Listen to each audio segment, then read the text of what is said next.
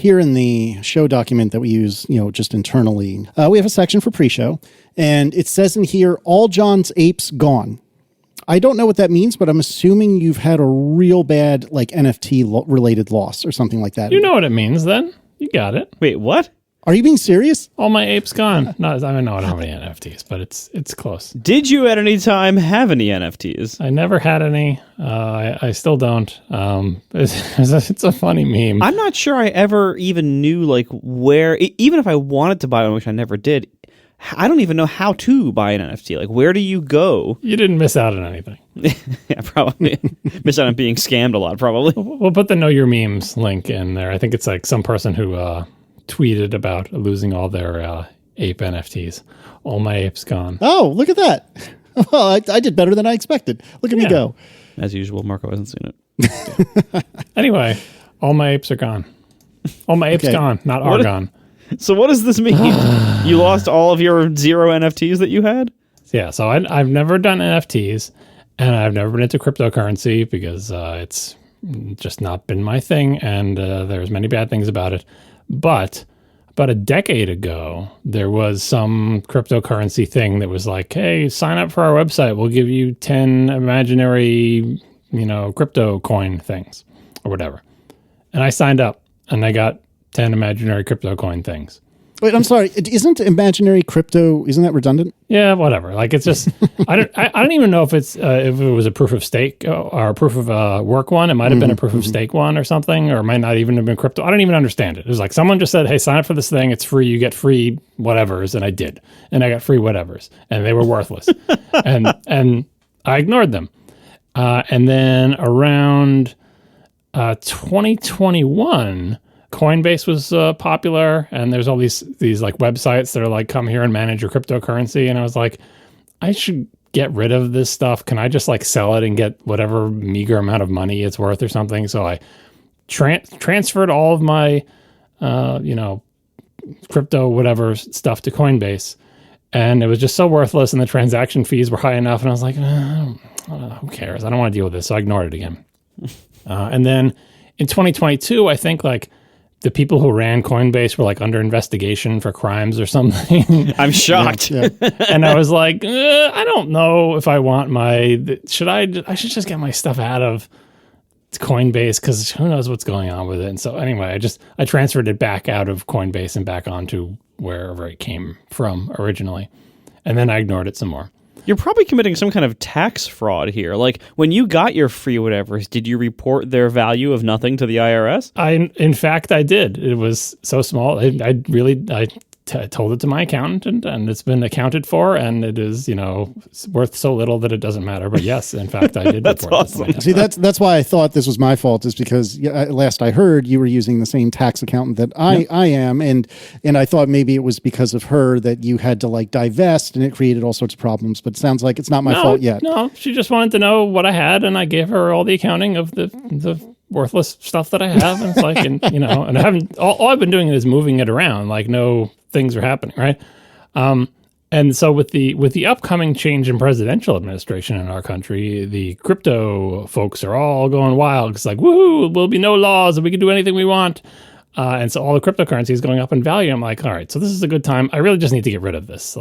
I know it's annoying in taxes to do anything with it, but it's just I just want to not have it anymore. So let me just get it and cash out whatever amount it's worth just so I don't have to keep reporting it or whatever. And so I went to do that, and it's all gone. What? And I was like, did I lose track of where I put it? Because I hadn't looked at it in a while. Maybe I just don't know. Was it in Coinbase? No, I'm pretty sure I removed it from Coinbase. It should be back in the thing. And I looked at it. And then, of course, the good thing about the blockchain is it records all the transactions. It's all gone. And not only is it all gone, it was all gone 2 years ago. Wait, so where did it go? How did this happen? 2 years ago, someone stole it all. And I didn't notice for 2 years. That's special. How did they steal it? I mean, I presume you don't know the specifics. Yeah, but no. So how did they steal it? Most likely, like what you're supposed to actually do with this stuff is like have it in some place like Coinbase or have it in like a hardware wallet where you have multi-factor authentication and all that other stuff. And I never wanted to have like a crypto hardware wallet. And when it was in Coinbase, it was probably the safest place that it has ever been because at least there they have a multi-factor login and everything. But where it originally came from, the only thing there was your public address, which is this big long string of crap, and your super secret key that you're supposed to tell nobody, which is this big long string of crap. And their website was like, hey, do you want to see what your balance is? You should really have your money in one of these wallets or these things or whatever. But if you don't have it in any of these wallets, you can just look at your balance by putting your super secret string in here. And then there's all these scary warnings like, you should never actually do this. Never paste your secret key into a web page. This is bad. You should use a wallet. And for the past 10 years, I've been like, it's fine. I've just been pasting my super secret key into the text field on web pages. And at some point in the past 10 years, I must have pasted that secret key into the wrong web page at the wrong time, or one of these websites was compromised or something. And then someone just harvested that thing and took all my money 2 years ago, and I didn't notice it. Oh my God. Until now. So, yeah. Thus ends my cryptocurrency adventure. 10 years of owning a bunch of worthless coins that I was hoping to cash out for, maybe $100 or something. And it turns out I can't even do it. The only good thing is that the person cashed out 2 years ago when it was worth even less than it is now. So they got nothing from me. But they did, the account that got stuff stole money from like lots of people, and they cashed out for like, $400,000 or something. Holy mine cow. was just a tiny amount. A tiny drop in that bucket was my coins. Well, so how much would it have been worth? Did you do that computation? Yeah, it would have been a couple $100, but it was never real money. I got it for free. It was just a burden.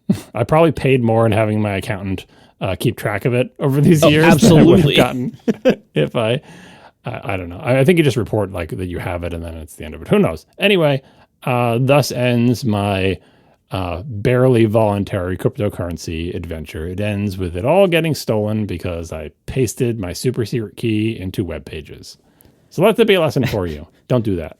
I mean, something tells me you are neither the first person to have all your cryptocurrency stolen, nor the first person to have lost money with cryptocurrency. So I think they get stolen all the time. That's the whole Yeah. all my apes gone thing. How do people lose their apes? Like, it's so easy. Like, your security practices have to be better than ignoring all the warnings, which is what I was doing. And it's a very attractive target because if someone can steal it from you, there's no recourse. It's like, well, they've got it now. They're totally anonymous. You don't know who they are. They have all taken it and transferred it and cashed out. And so it's like, it's not, there's no, there's none of the things that are in our current financial systems like FDIC or like credit card chargebacks or all sorts of other things that give you some kind of out or like, large transfers triggering fraud notices and all that stuff. But none of that stuff exists in the crypto world. So if someone can find a way to steal it from you, it's free and clear to them. So kudos to the person who stole my cryptocurrency and cashed out when the price was much less than it is now. Yeah. It says all of the security of a giant pile of cash and with no way for you to protect it really from anybody on the entire internet. Like, that's great. I think I would have noticed if a giant pile of cash was stolen 2 years ago, but the fact that I didn't even notice this for 2 years, and the thing is, it was stolen in November, so I'm like, it just happened 2 days ago. It's because the prices, when I look at the date, it's like, oh no, 2022. Never mind. That's amazing. Just to be clear, we appreciate those of you writing emails and tweets and whatnot to correct any of the things we just said. We don't care. Oh, just to be clear, we don't all appreciate. Casey appreciates it. I don't even appreciate those emails. Like, you could, like, if you're writing to tell us how awesome crypto is, like, you can save your time. Sorry, it's not for me. Maybe you can send them all to Casey because he appreciates them. Well, no, it's not for me either. And yes, that to be clear, that was a bless your heart kind of we appreciate. Bless your heart for writing that email, but don't send it. Yeah, I think the reason I was keeping it for all those years is because it just seemed like like turning it into real money seemed like it was just like had more consequences. And it's like the only way I care about this is if it's like, as people putting in the chat room, like that person who bought a pizza for 10,000 Bitcoin and it would be worth like $1 billion now or whatever. I'm like, I'll just keep it for the rest of my life, and maybe when I'm 80, it'll be worth $1 billion, or it'll just disappear. And it turns out it was the second one. It just disappeared. All right, let's do some follow-up. And we have a decent amount of follow-up with regard to my adventures in remote television. Where we last left our heroes, if I'm not mistaken, was that my friend in southwestern Connecticut had nothing for TV service, over-the-air TV service at his house. And so we were trying to figure out, some ways to get around this problem, mitigate it, et cetera. So the first step that my friend was kind enough to take was to go visit his parents. His parents live in New Milford, which coincidentally is right next to where I grew up. And he took the antenna over there in the HD home run and had the HD home run scan, or have the antenna in the HD home run work in concert to scan and see what over-the-air channels they got in New Milford rather than in the town in which my friend lives. And would either of you like to guess how many channels we were able to receive in New Milford? The same number? Oh, no. Literally zero. Literally zero. Yeah, Connecticut is not known for its amazing radio signal reception. Indeed. So that was a no-go. So the next thought we had was, all right, what if we used TV Everywhere? And I could have my friend Sean sign into his cable account on my channel server, and hopefully that would give us his local channels. And it would do this via the internet. TV Everywhere is like, I remember Movies Everywhere or Movies Anywhere, or whatever it was called, where you would... Oh, okay. So you buy, physical media, and then you can plug in a code, and you will get a license, if you will, to the same movie on maybe Apple TV or whatever the case may be. And the specifics don't matter. You get the idea. TV Everywhere is kind of, in a spiritual similar sense, you sign in with your cable provider's credentials, and you get access to all or at least a subset of, if not all of the channels that you subscribe to. And so I thought this is going to work out great for both of us. He enters his credentials on the online portal. Like I am not involved with this whatsoever. He doesn't have to make me a child account, so to speak, or even literally perhaps. Everyone will be happy. It'll work out great. And we did that, and it worked. And the channels goes and tries to find the lineup of what I hate that. I love that it's called channels. I hate that it's called channels. The channels app tries to. It's Apple TV Plus playing Apple TV on the Apple TV. So anyway, it goes to figure out what television channels are accessible and available to it. And the good news is it found hundreds. The bad news is none of the local channels were included. So no good there either.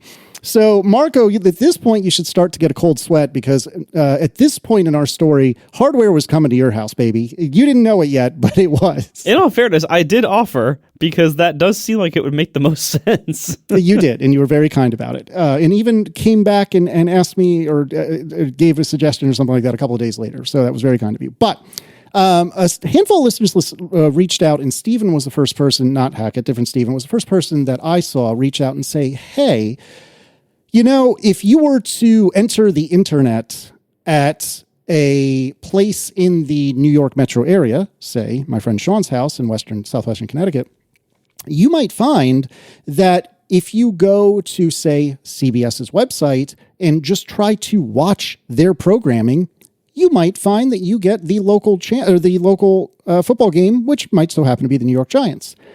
I don't know why I didn't think of this, but yes, that's exactly what I should have been doing this whole damn time. I didn't need the HD home run. I didn't need the antenna. All I needed was this little NUC, this little baby PC up at Sean's house, and that's what I can do. And thanks to the magic of Tailscale, who is not sponsoring this show, but I love it so damn much, I turned my iPad on to I used the Connecticut PC as what an exit node, which is what Tailscale calls, when you're routing all of your traffic through a different computer. So I got on the internet by way of Connecticut, went to cbs.com, or actually I think I used the app on my iPad, but it doesn't matter. And sure enough, it wanted to play me a perfectly crisp feed of the New York Giants. And so hypothetically, this should work for CBS. It just did. I understood that it works for Fox, and we'll see about ABC and NBC, but this makes way more sense than anything I was trying so far, and I feel like a dunce for not having thought of it. So thank you to Stephen and a handful of others who reached out as well to point that out to me. I have a couple other options, but any thoughts or commentary at this point? This is kind of amazing, the answer of basically just use a VPN. Like, yeah, no one thought of that last week. Like, we didn't think of it. You didn't think of it like that. That is kind of funny. It's ridiculous. People in the chat room talked about VPNs last week. I was still just thinking, why don't you just pay for this, Casey? But whatever.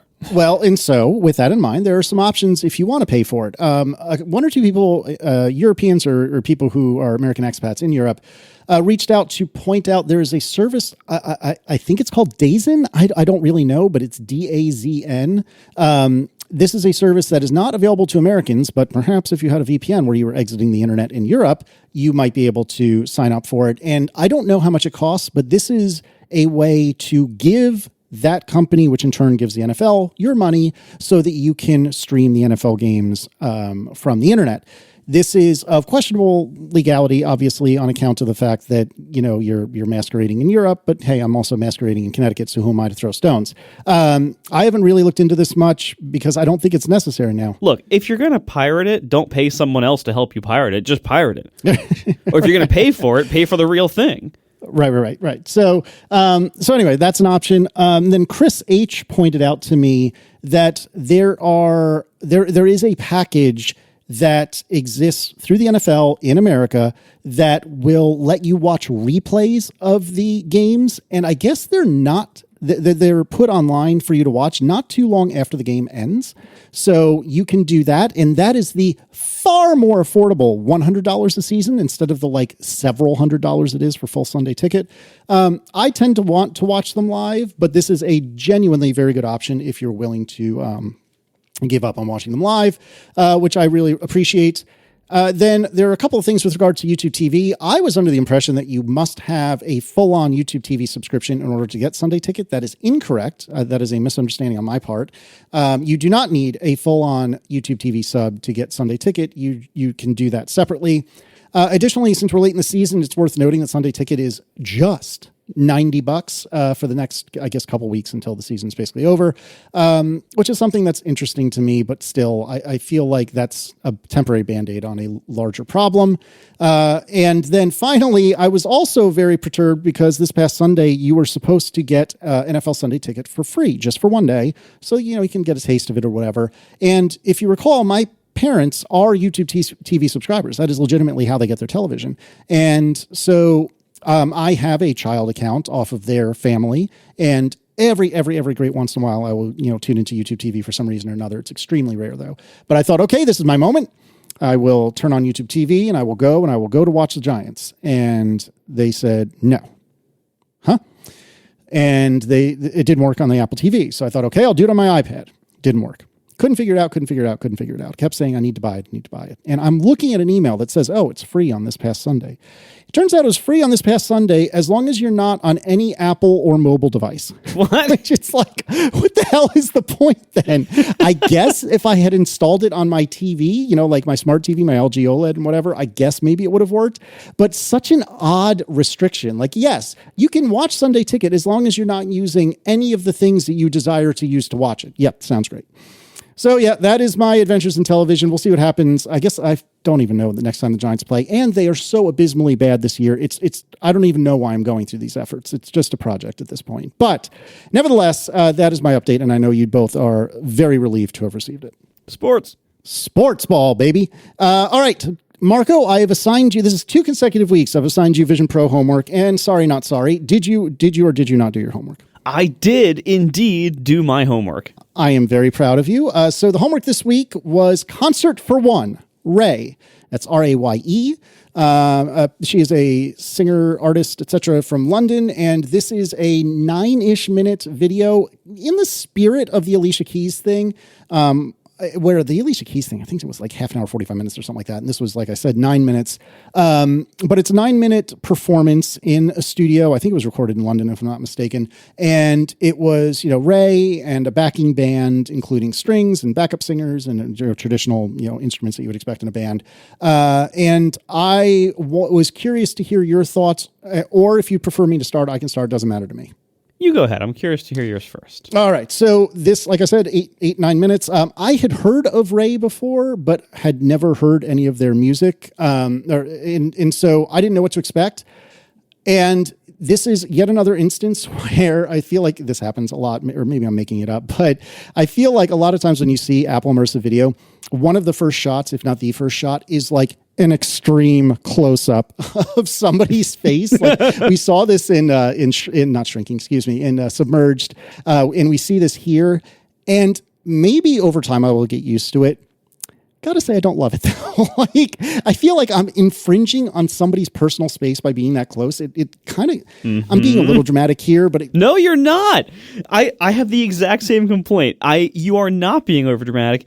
It's weird. Like, it gives me the heebie-jeebies. Yeah, like it feels like, okay, you are like these shots start out so close that you can like see the person's pores on their face. You can see the stubble where they shave. Like it's it's too close. Like it is way closer than anybody would ever stand. And because you have the VR 180 format, the immersive format, you are seeing it in 3D, huge, life size right in front of you. It looks like you are there. And therefore, it looks and feels like you are standing way too close to this stranger. Like and like as middle-aged men who try to be conscientious of the realities of the world, I take extra precautions to try to make sure I'm not creeping anybody out. Like I would never in a million years stand that close to a stranger. Like that's never anything I would do. And so it feels really like off-putting. And I think they're obviously doing it to show off. Like they're doing it to wow you so that you will say, "Oh my God, look how sharp it is. It feels like I'm here." And I think it's one of these things that they will grow out of, I hope. If this platform ever gets a chance to mature, I think that's one of the first things that will change as it matures, is like they will stop getting so damn close to everyone's like faces and necks and bodies because it's just weird. Do you think it might be like the train coming out of the movie screen when people first saw movies and were worried the train was going to run them over? Do you feel like you're that audience in the movie theater with the train coming at them, or no? I don't know. It's not as much like scared. It's just it's like I am infringing on somebody's personal space. I'm not saying the feeling. I'm saying the idea that when the people first experienced that, so the story goes, they thought, oh, the train's going to come out of the movie screen and hit me. But obviously, as sophisticated movie viewers who grew up with movies, we never had that experience. We didn't think the train was going to hit us. Is it because you're old fuddy-duddies and future generations will not be bothered because they will understand at a more instinctive level that there is not actually a person there, right? Like you're not actually standing too close to somebody through recorded video and you're watching it in the same way that we're not worried about that. I'm not saying this is the case. I'm saying, have you thought about that angle? Do you think that it's the type of thing where maybe you yourself will never get used to it, but people who grow up with it won't have the same hang-ups? Or do you think it's like this is going to be bothersome no matter what? I think it could be either way. I'm leaning toward it. Maybe if you are a child of the Vision Pro, then I presume it wouldn't be as bothersome. But for anyone that has any amount of life experience before strapping this thing to your head, I think it'll be a little bit uncomfortable. And I don't know. But on the plus side, and Marco, you touched on this briefly earlier, the fidelity in this headset is just unbelievable. I mean, you can see pores, you can see stubble. It is incredibly crisp, just astonishingly crisp, or at least to me anyway. And so I really do appreciate the fidelity of it. I do think that this was kind of fun, this particular video, because basically imagine, that the camera did move a little bit forward and backward. It did not move laterally at all. And the way the musicians were arranged was that to the left and the right of the camera, when it was positioned as far back as possible, there's a fair bit of space to the left and the right. And then the musicians start in like angled toward the center of the frame. I don't know if I'm doing a great job describing this, but suffice to say, as you got closer to the back of the stage, as you're watching it, the musicians were getting closer and closer to you just by virtue of the way they're standing or sitting. And that left like this big kind of aisle, if you will, where Ray could move forward and backward. And I feel like, deliberate or otherwise, she did a little bit of playing with that. You know, she would walk forward or walk backward. And again, the camera occasionally moved forward and backward. And I thought that was kind of neat because I feel like depth means a little bit more in this context than it does in 2D movie making. And granted, it still means something there, but I don't know. It just hits different, I feel, when you've got this immersive in 3D environment. I watched it with the audio pods or whatever they're calling the strap. You know, I did not have AirPods in when I watched it. And unlike the Weeknd music video that we talked about last week, I didn't feel like the audio pods did a very good job with this. I don't know what it was specifically. It just sounded awfully tinny in a way that the Weeknd's didn't, which is funny because I would argue the Weeknd's music is inherently more bassy than Ray's. But nevertheless, I did. This is the first time I think ever that I've watched something on the Vision Pro that I've thought, I really should put in AirPods, because it is the audio pods, and forgive me if I'm calling them the wrong name, are astonishingly good at broadcasting into the open air, but kind of pointed at your ears. And they sound really good. Like, I've watched movies with them. I've watched, other short features like this, and I've never felt it's a problem until this one performance. I don't know what it was, which was weird. But that being said, I'm not a musician. The only thing I can play with efficacy is a stereo. And I don't know what it's like to perform music, but I do know what it's like to be around live music. And I've been around enough live music, not an overwhelming amount, but I've been around enough that, to me anyway, and I don't think this is unique to me, there's something special when a group of musicians, when they're just cooking, you can just tell that they're in it. They're in it, and they're all, I don't know if vibing isn't the right word, and I probably sound like an old man anyway, but it's just like they're all just in the moment, and everything's clicking, and everything's firing, and it's just good. And the second song that she performed, I feel like toward like the tail end of that song, you could tell everyone was just cooking. And being able to like look around and focus on the instruments that you want to focus on. I know we've talked about this before, but that is so fun and so cool. And God help me, I want to watch every piece of music content in this immersive environment because it's just so cool. And I came away from it going from, I don't know who Ray is, to, wow, she's really good and I should explore more of her stuff. So all in all, I really, really enjoyed it and I thought it was really good. So Marco, what did you think? Musically, she's obviously very talented. It wasn't, quite what I would normally choose to listen to, but I enjoyed the performance. I like that, from the technical point of view, you mentioned that the camera really was not moving much. It basically would switch between fixed shots. Like it wasn't, you said you thought it moved during some of the shots? I didn't notice that. I thought it did a little bit toward the back of the frame and then backward, toward where you would expect to be sitting. I don't know how to describe it otherwise, but maybe I made that up, but I could swear that I saw it move a couple of feet a couple of times. Like, I don't think it was very much, and it was very slowly, not like that crash, like dolly zoom that you saw in Submerged that kind of made you go, whoa. Yeah, or the Weeknd video where it's like there's a lot of motion in the Weeknd video. But yeah, this one, it was basically switching between a small number of like fixed shots. I think that's the way to do it. If you want to, because like this one, I had zero problems with motion sickness feeling it was totally fine. I'm kind of learning as a viewer that a better way, like I'm tempted because the 180-degree field of view is so novel. I'm always tempted to look around to see like what's on the edges of this frame. Yeah, like it's in the shot technically. I'm like looking around like what's on the edges. But the problem is the edges are never in focus for lots of reasons. I've kind of learned that like in order to prevent weird like eye strain and focus issues with my eyes, I'm better off just looking in the middle of the frame the whole time. Like just let the camera framing show me where to look, instead of trying to like look around and get every single edge of every single frame, like to figure out what's going on around me. So that I'm kind of learning how to watch it better. And so I didn't have many problems with focus here. The only weird thing about that is like, there are moments where like when the way it was staged was, the artist was in the middle and then she had like her backup instruments on one side and her backup singers on the other side, like left and right, kind of like in a line. And the problem is that when they would show either the instruments or the backup singers, only one of them would really be in focus.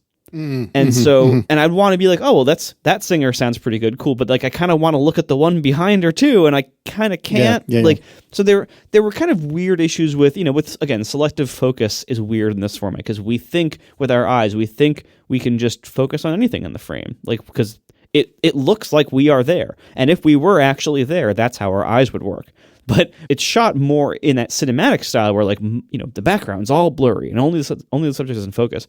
But I don't expect that from 3D. Like my eyes don't expect that. My eyes expect that I can focus on anything I want to because it feels like I am actually in that room. So the immersion is working in the sense that it is tricking me into thinking that my eyes will work the way they would work in real life.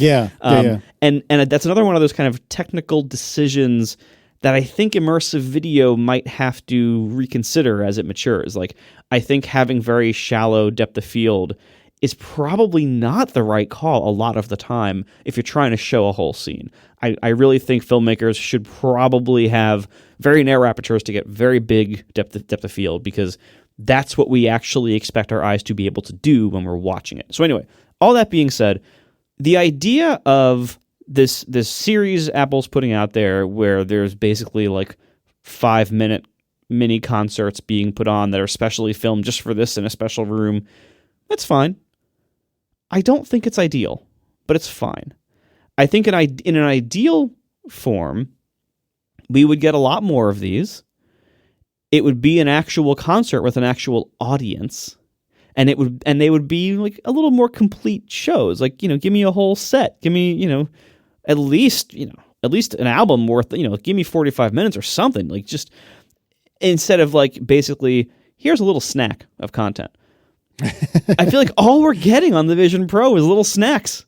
What that does, first of all, it's obviously, I keep harping on this, like we need more content on the Vision Pro. You can still go through all of it the first night you have it.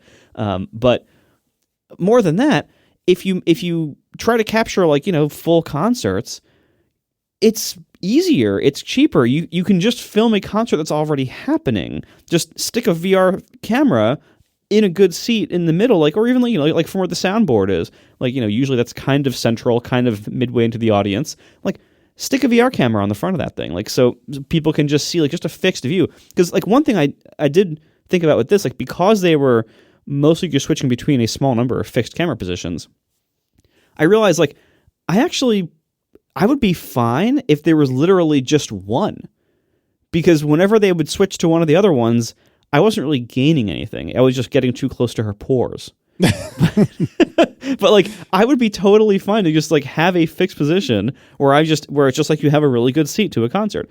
And again, I do think having an audience, I think, would really add to it, because that's part of the live music experience is there being an audience there and the audience energy. And musicians perform differently when there's an audience present than when there isn't. Now, obviously, those are two very different art contexts, and some people can be better than one than they are at the other. But if what you want is the experience of being in a concert, which I think this can probably very well deliver if it's captured that way, if what you want is that experience of being to a concert, this isn't that.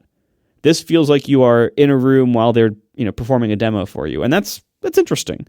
And the music can be interesting, but it's not a concert experience, really. A concert is other people in the audience and the musicians playing to those people in the audience, not playing to a camera person with nothing else, there. So this is a fun experiment, but there is so much more they could do. And I hope sometime, they actually just give us concerts. I like the snacks, but I do agree that a concert would be incredible. And all I can think about is, imagine, and maybe this is just me, but imagine MTV Unplugged being brought back, because as far as I know, they haven't done one in years. But can you imagine Unplugged in this kind of an environment? Like, it would be amazing. And I can imagine that, if Fish or whomever that you're into, Marco, even if they did exactly what we just saw for 8 or 10 minutes, I mean, that would be 1/10 of one Fish song. But nevertheless, that literally would be a snack. But anyway, imagine how amazing that would be. And like, I would kill to see like, Dave Matthews Band or someone else that I really enjoy in this kind of a format. So that doesn't mean you're wrong. I mean, I think more would be better for sure, but I'm really digging the idea. Just please, Apple, just pump the brakes a little bit on the extreme close-ups. Also, like, can you, like, it doesn't even have to, I mean, look, I would love for them to actually, record full concerts that are in full-size venues that are actually happening with real audience members, but it can even be something a little smaller scale if they want to do like a halfway point between this and what I am actually asking for. Look at things like the NPR Tiny Desk concerts. Oh yeah, it's one of the great gifts to music. Like those, I love those. Oh, 100%. Like they get such great artists there, and it's such a cool recording environment where, for those who don't know, just look up YouTube for a Tiny Desk concert and look for any artist that you've even heard of, even ones you haven't. It's totally worth seeing because they literally just like host artists in like a part of the NPR office, and it's full of like carpets and bookshelves that are full of books and everything. So the acoustics are great. It's a very absorbent acoustic. Like there's no echo. Everything sounds very warm, and then it's usually just surrounded by a ring of like all the people who work there, just like kind of standing around the boundaries of like a big square of desks, I guess, listening and clapping. And so it's like a small audience, small club feel with amazing acoustics, and they get top tier acts, like the really good acts to play these. And yeah, they play, 5-6 songs maybe. They're playing for like a half hour. That's a great format. And that kind of thing would also, I think, be a good inspiration of like, what can music look like in VR? Give us that. Make it seem like we are there listening to that. That would be wonderful as well if you want to have something that's, a little bit closer than a full, concert arena. But there's so much potential here for just take events that are literally already happening and just put us there, bring us there through a fixed camera. Please, more. Yep. Yeah, I would love Tiny Desk concerts in this format. And yeah, I think that's I don't know why I didn't bring it up because I adore Tiny Desk concerts, and they are, I think, the modern version of MTV Unplugged. I mean, they're not literally unplugged all the times, but I think this is the spiritual successor to MTV Unplugged. And coincidentally, Ray has a Tiny Desk, which I actually preferred the songs that she performed in concert for one, but it's still very good. So you can check that out if you wanted to get a taste for her music. But yeah, I really, really dig this idea. I don't think they've perfected it, but it's off to a great start. It's almost like I think what I'm hoping for, what we are seeing so far with what Apple's producing content-wise, is it kind of has, I would say, the same problem that Apple's keynote videos now have, where they're just kind of dripping with too much money. You know what I mean? Like production-wise, like it's like everything is like too amped up. It's too perfect. It's too high budget. It's too corporate. I don't know if they have the capability to pull back from that a little bit or to give it a little bit. I'm not saying like spend less money. I'm saying make it look like it wasn't so corporate. It seems almost synthetic at a point, yes, and as opposed to just natural, for lack of a better way of describing it. And I would call it overproduced, especially. It doesn't. It starts losing its humanity and or kind of organicness. And when you're talking about what the specs of the new iPhone are, fine, you can do that. But when you're trying to show a performance of music, there should be some humanity still left in there, and I feel like Apple's current style, it squeezes a lot of that out. It makes it very high polish, very high production, very high budget, very corporate feeling, and part of why I love live music is because that's how studio albums sound. Like the studio albums sound now very high budget, very production, all that stuff. But live music usually is much more human. That's part of why I like it. And again, like this is such a great format to make you feel like you are really there. That's what this is great at. You feel like you're really there. And I think what I want to feel like is I am really in a little bit more human environment and a little bit less produced environment. Yeah, you don't want to be in Johnny Ive's white world. No. That's right. That's the bad place. We are sponsored this week by Aura Frames. So here's the thing. In the past, you have surely gotten or perhaps purchased a quote-unquote smart photo frame that was a piece of trash that you needed to connect via an ancient USB cable, or maybe you needed to provide your own SD card or something like that, and it was not very intuitive to use and it looked like garbage. This is not that. Aura Frames, they have a variety of different frames available, and they are all great. And they don't require any USB connections to anything. They don't need SD cards or anything like that. You just get on your phone and upload photos to the frame, and it works via Wi-Fi and freaking magic as far as I'm concerned. Aura sent myself a couple of these long before they were even thinking about sponsoring. They just did it to be nice, and genuinely, these things are really great. And we have one in our house on the wall, and we gave one to my parents to put in their house, and they, especially my mom, freaking love this thing. My mom uses it all the time to, upload photos of her grandkids. I can upload photos of her grandkids to her frame from here. It really, really is great. And if you're giving this as a gift, most of their frames, as far as I know, you can actually get them most of the way set up without opening the box. It's very, very clever and very well done.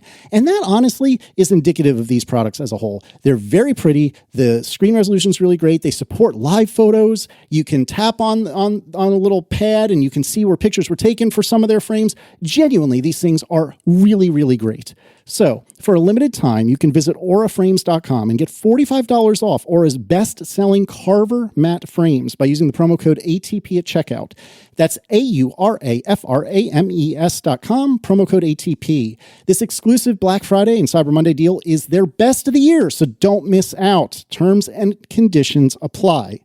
Thank you to Aura for sponsoring the show.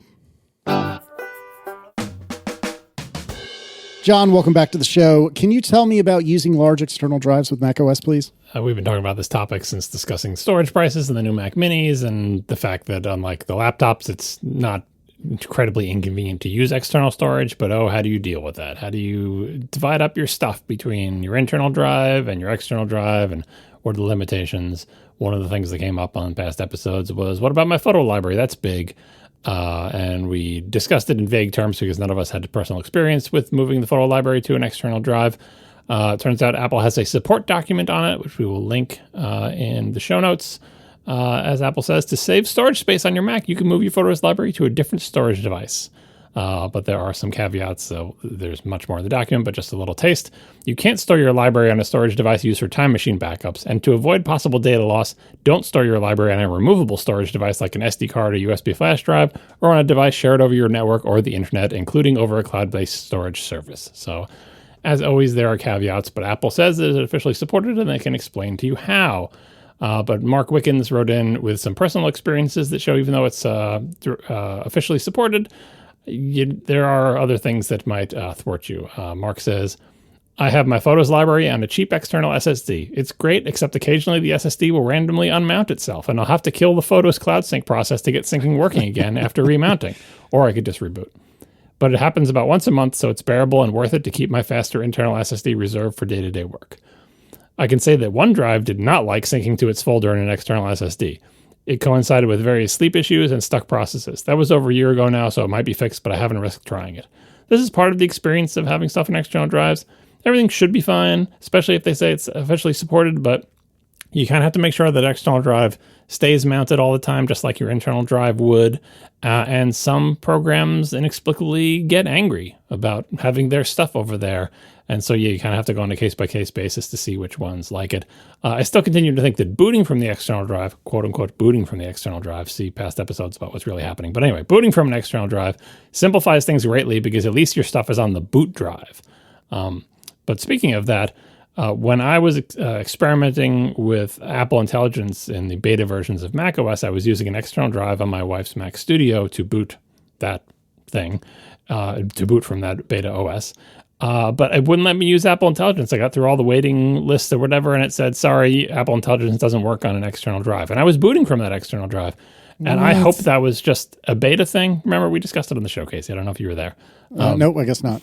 Yeah, but anyway, I hope that was just like a beta thing or whatever. I didn't really pay much attention to it. But since we've been having this discussion, many people have said, I would consider booting from an external drive, except if I do that, I don't get Apple Intelligence. So apparently that's still a thing in the released versions of macOS. Why? I don't know. It seems like a weird limitation to me, but that's a thing. So if you care about Apple Intelligence, apparently you're booting from that internal drive until Apple changes that. So keep that in mind. And finally on this topic, there's another thing that came up frequently that I think we alluded to vaguely in past episodes if we have more concrete details. To try to save space on whatever SSD you're booted from. Like if you're booted from the internal one, but you want to put stuff somewhere else, in 15.1, in macOS 15.1, there is an option in the Mac App Store. If you just go to Settings there's a checkbox that says, download and install large apps to a separate disk. And the subtext is, apps larger than 1 gigabyte will download and install to the disk that you choose, and then you can pick a disk.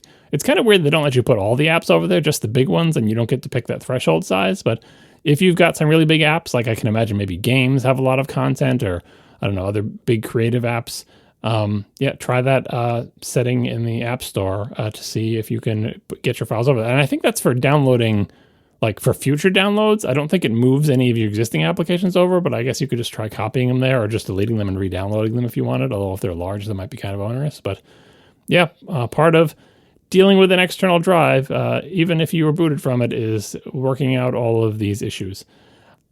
Honestly, like, this sounds like a lot of scary limitations. You're like, oh, I don't want to do that. I guess I'll just pay the Apple price for have the big internal thing. That does simplify stuff, but as someone who has had a series of Tower Mac computers where they have had multiple drives installed in them, I know they're not external drives. Technically, they're internal. But from the OS's perspective, I wonder, I haven't actually tried this because I can't use Apple Intelligence on my Intel Mac anyway, but someday when I get an ARM-based Mac, if I get one that supports internal storage, I'll see what it thinks about booting from an internal drive that's connected to some ancillary bus like SATA or something, some slow internal bus. Does Apple Intelligence run? Would it say, sorry, you can't run Apple Intelligence when you're booted from an external disk? And it'd be like, but it's not external. It's in the box. Does that count? Lots of weird caveats. But anyway, in all my experience of having many drives inside of my big Tower Macs, I've been able to freely boot from any of them, and it has not made any difference in my life. But of course, I'm still in the Intel world, so things are definitely different when it comes to booting on Apple Silicon. And by the time I finally go over to Apple Silicon, hopefully they'll have some of these limitations worked out, but we'll see. Do you honestly think that your first Apple Silicon Mac is going to have internal drive bays? Who knows? Who knows? What if they come out with an M4 Extreme and it comes in the big tower case and I somehow decide to buy it? The odds are against it, but, could happen. This is the time where anything could happen. It wouldn't be like $8,000. No, do you remember what he spent on? I know. His current one is as much as a damn Civic, or was anyway. Now it's worth as much as a Yugo, but that's all right. I was looking. Someone sent us some feedback about someone was benchmarking one of the dual GPU cards that you could get for my Mac Pro and how amazingly fast it was, even compared to like modern video cards or whatever. And they were like, oh, and I bought this on eBay or whatever. So I did an eBay search to see how much these go for. It's like the 6800X Duo. It's got 2 Radeon 6800 GPUs on a single card, and you could put 2 of those cards inside my computer. They still go for like $3,000 on eBay. Oh my God. For each card. So gracious. Yeah, so you would think the price would be dropping rapidly because who wants this? It's old. It's obviously like, why would you someone might need it, I guess, but like still the original retail price was $5,000. And you can find them on eBay for $4,000, $3,000 in that range. And yeah, that's not, that's well above the threshold of me wanting to buy one to experiment with it. I think it's only like almost as fast as an NVIDIA 4090, although if you got 2 of them, you'd be faster than a 4090. But anyway, don't recommend, but there's a lot of cool technology. And for whatever reason, it's still not dirt cheap. One other eBay search I have, by the way, is for the bent piece of metal I have holding my internal drives. Yeah. It was like $100 $400 because they made you buy a hard drive with it or whatever. I have an eBay search on that just to see, surely the bent piece of metal that has no electronics in it, surely the price of that will come down from a few $100. And the answer is no. Still, if you find it on eBay, they're being sold for, not just being listed for, but being sold for multiple hundreds of dollars for a bent piece of metal. It's a wild world out there. By the way, for the record, my estimate of $8,000 is definitely wrong because right now, the current Mac Pro with the M2 Ultra is $7,000 if you want some of the GPU cores disabled. Or if you actually want the entire GPU power of the M2 Ultra, it's $8,000 for the machine. So there is no way that if they did an Extreme with 2 Ultras next to each other, no way that's less than $12,000. Like there's at least 12, and possibly more than that. Maybe $15,000 to start. Like it would be ridiculous. Odds are against it, but we'll see. I can't. I am genuinely very curious and excited to see what is the final straw that breaks the camel's back that gets you to buy a new Mac, because I feel like I'm not even convinced that being locked out of new versions of macOS is going to be enough to get you to upgrade. No, the real question is, what will be the straw that breaks his back to get him to buy a gaming PC? That's the real question. That's true. I just bought a PS5 Pro. I'm not going to get a gaming PC. My PS5 Pro is great. Mm-hmm. Alesh Hudek writes, regarding the speculated quote-unquote low price of $299 for Apple's home device with a screen, well, a brand new iPad is only $50 more right now. I bought one a few years ago and stuck it to my fridge. It's always on with an all-widget homepage that shows photos, slideshows, calendar, and weather, and has some home controls. It also controls the multi-room Sonos system. That's Apple's competition. If they're going to make a home thing that's kind of like an iPad, but is much more limited, doesn't have an app store, hopefully it won't cost as much as the low-end iPad. Because that would be a weird, not that Apple hasn't sometimes had really weird pricing arrangements where you're like, why would anyone buy this when they can get this other better thing from a product line for less money?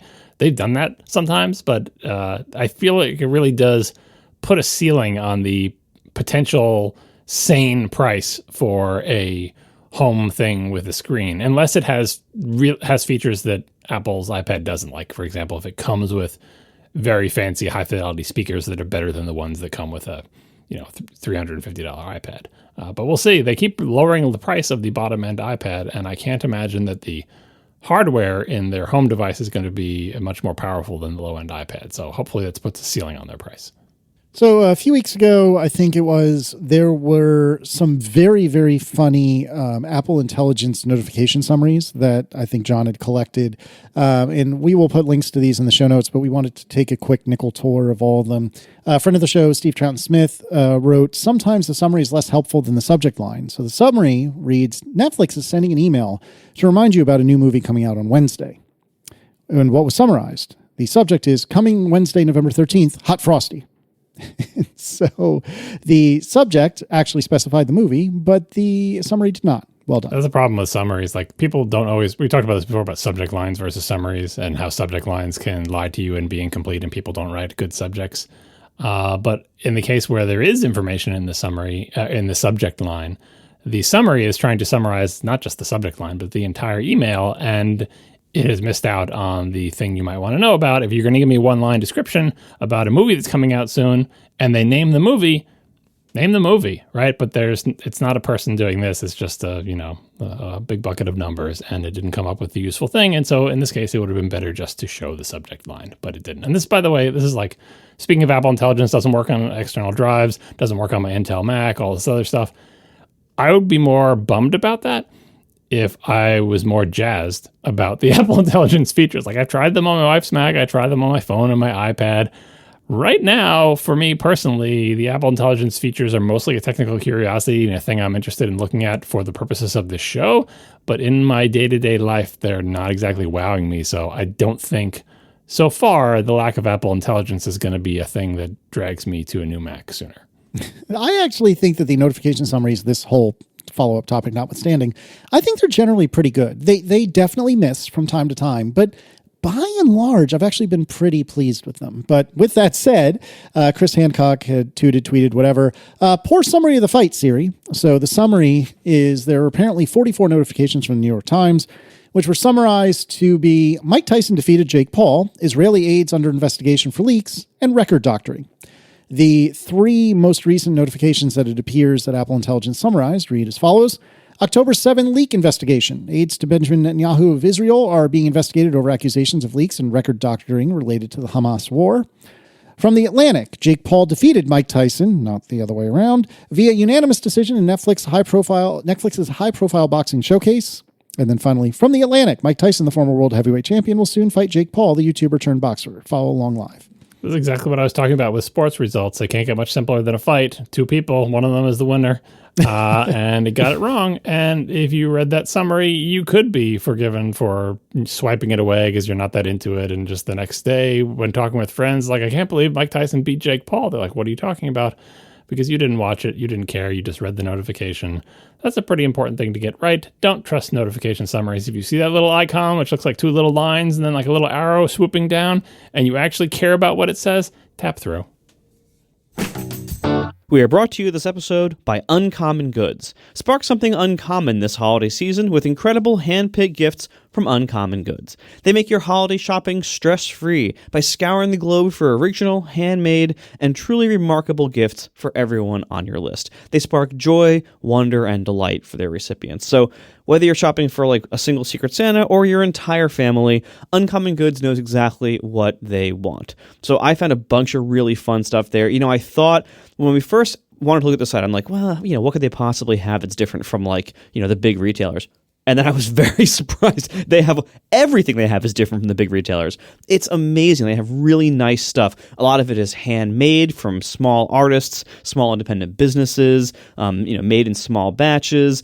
And so this is actually an important thing. If you want some of this stuff, you got to shop now because it's made in small batches, oftentimes by artists, it sells out fast for the holiday season. So shop now. These are really high quality, unique, and often handmade or made in the U.S. products. And these are really meaningful gifts. They're out of the ordinary. It's not going to be the same stuff you see everywhere else. You can even personalize some of them. So it's a great site to check out, from holiday host and hostess gifts to gift for kids to hits from everyone from book lovers to sports fans. Uncommon Goods has something for everyone. And with every purchase you make, they give back $1 to a nonprofit partner of your choice. So to get 15% off your next gift, go to uncommongoods.com/ATP. That's uncommongoods.com/ATP for 15% off. Don't miss out on this limited time offer. Uncommon Goods, we're all out of the ordinary. Thank you to Uncommon Goods for sponsoring our show. The Department of Justice says Google must sell Chrome to crack open its search monopoly. So reading from The Verge, there's kind of a lot here, but forgive me because I think it's all fairly important. The Department of Justice says that Google must divest the Chrome web browser to restore competition to the online search market, and it left the door open to requiring the company to spin out Android 2. The initial proposed final judgment refines the DOJ's earlier high-level outline of the remedies after Judge Amit Mehta found Google maintained an illegal monopoly in search and in search text advertising. The filing includes a broad range of requirements the DOJ hopes the court will impose on Google, from restricting the company from entering certain kinds of agreements to more broadly breaking the company up. The DOJ's latest proposal doubles down on its request to spin out Google's Chrome browser, which the government views as a key access point to searching the web. While the government isn't going so far as to demand Google spin out the Android business, it's leaving the option open. The government says a spin out could also be mandated should those other solutions prove ineffective at restoring competition to the market. The DOJ says Google might even choose divestiture itself if the company doesn't want to comply with some of the other rules the government is proposing against self-preferencing Google search in Android. Other remedies the government is asking the court to impose include prohibiting Google from offering money or anything of value to third parties, including Apple and other phone makers, to make Google's search engine the default, or to discourage them from hosting search competitors. It also wants to ban Google from preferencing its search engine on any owned and operated platform like YouTube or Gemini, mandate it let rivals access its search index at, quote, marginal cost and on an ongoing basis, quote, and require Google to syndicate its search results, ranking signals, and U.S.-originated query data for 10 years. The DOJ is also asking that Google let websites opt out of its AI overviews without being penalized in search results. In response, Google published a blog post saying the DOJ's proposed remedies go, quote, way overboard, quote. The post, attributed to Alphabet's chief legal officer, Kent Walker, says the DOJ is, quote, pushing a radical interventionist agenda that would harm Americans and America's global technology leadership.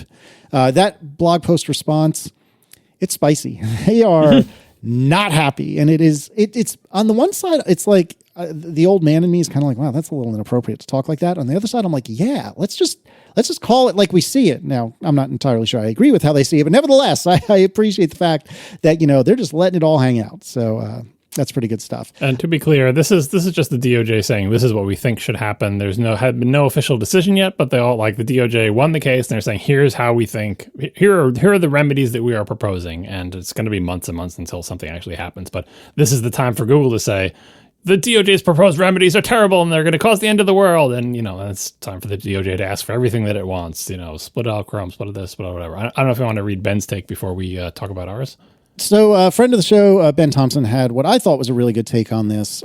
Ben writes, and I'm picking and choosing a couple things here, but Ben writes, Chrome, meanwhile, is an excellent input for a data factory. Owning the browser is a bit like owning an operating system when it comes to the web. The browser has to handle every single piece of data that comes and goes, including decrypting encrypted data. It's one of the pieces of software you, as a user, have to give absolute trust to. It's unclear exactly what data Google harvests from this, or how it builds proxies of your browsing habits so it has plausible deniability in terms of harvesting information, but there's no question that Chrome is a major asset for Google's business. At a minimum, it ensures that Google search is front and center without having to pay any traffic acquisition costs. That, more than anything, is what rubs me the wrong way about these remedies. At a very high level, the core issue in this case is that Google has been effectively paying off Apple, the one company with the resources and motivation to build a competitive search engine, to ensure that they don't compete with them. To that end, the remedy seems obvious. Make Google stop. Stop paying Apple, that is. I think that Google would dominate those search surfaces regardless. The crime was in paying off a competitor and demanding that Google give away the result of nearly 3 decades of development and innovation instead of simply addressing the problem at hand is too much. So when I look at this, I kind of think that the EU approach is as problematic as their solutions have been. Their approach to deciding what the problem is refreshing compared to the US version. So in the US version, you have to prove that the company violated some existing US law. And so the DOJ makes its cases based on what it thinks it can prove that you did wrong. But very often, and I think in this case, the thing that a company did that's illegal and then the remedies that would come from that don't actually solve what we think the underlying problem is. The EU just says, there's insufficient competition in market X because we think there is. And therefore, here's a bunch of remedies that we think will restore competition. And we can debate the remedies, but they basically decide there's not enough competition here. There's too few companies that have too much power. But you can't just go into court in the US and say, I think there's too few companies that have too much power and they should be knocked down a peg. It's like, well, what law did they violate? Like, there's not such broad regulatory control where you can just sort of talk about it for a while and decide we've all voted and we think there's not enough competition in this market, right? And so they have to say they did this illegal thing and that according to this rule and these antitrust laws that are really old, and the remedies they come up with just what Ben's getting at is look, if the thing that Ben thinks they did the most wrong is this, and he wishes they would just not do that. And everyone looking at the case will say, I think the thing Google did most wrong was this, and then therefore they should do that. But the thing the government actually proved is that Google did X, and then the government gets to pick what they think the remedies are. And this is where these cases always seem to fall down in my lifetime anyway, where the DOJ will win some kind of antitrust case against a tech company and say, and the solution is this. And you look at the solution, you're like, wait, how is that going to fix things? So in this case, you got to break off Chrome because you having Chrome is not fair because you get to favor yourself and you get to observe everyone's activity and yada, yada, right? So that's got to be a separate company. So many problems with that. First of all, who would want Chrome? I guess the obvious answer is Microsoft, because they've been trying to, they have their own web browser, Edge. The IE was so damaged by being terrible for so many years that they had to come up with a new name. And Edge uses the Chromium engine, and Chrome is the world's most popular browser, just like IE used to be. So Microsoft should buy it or whatever. But the thing is, Chrome as a standalone business doesn't make any sense and is difficult to run. Just ask Mozilla. Yeah, I mean, the entire business model for web browsers for the last decade or more has been get Google to pay you to be the default. That's how everyone makes their money in browsers. Yeah, it costs, here's the thing, it costs such a huge amount of money to maintain a modern web browser because the web is complicated and evolving. So you need some pretty big source of funding to fund that development. Web browsers are not simple and they're not static. I guess people take them for granted. They're like, oh, I just browse the web. But from a technical perspective, the things that underlie web browsers are incredibly complicated and change all the time. There's security problems. There's new standards. It is a huge Herculean effort. And by the way, that effort is made 1,000,000 times worse if you are not the leader. So one of the benefits Google gets to owning Chrome is that Chrome has massive market share. It is dominant. And that means Google, which has tons of web apps, the Google web apps, not just Google Search, but all of Google web apps, are a very important part of Google's whole value proposition. It's much easier now for Google to ensure that all of its web apps work with the world's most popular web browser because they own that too. Back in the bad old days, Google would try to make web apps and half the world was on IE and they would have to make their web apps work with a browser owned by a company that's their competitor.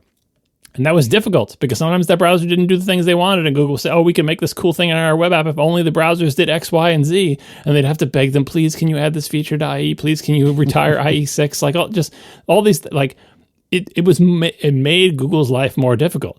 Chrome is the most valuable, Chrome is most valuable to Google by a huge margin, not just because it's the world's biggest web browser or whatever, but because of the nature of Google's business and its advertising business or whatever. Like, it is so valuable to Google, and Google made it from nothing. It wasn't popular when it started. They made their own web browser. They stuck with it, which is strange for Google, and they just kept developing it.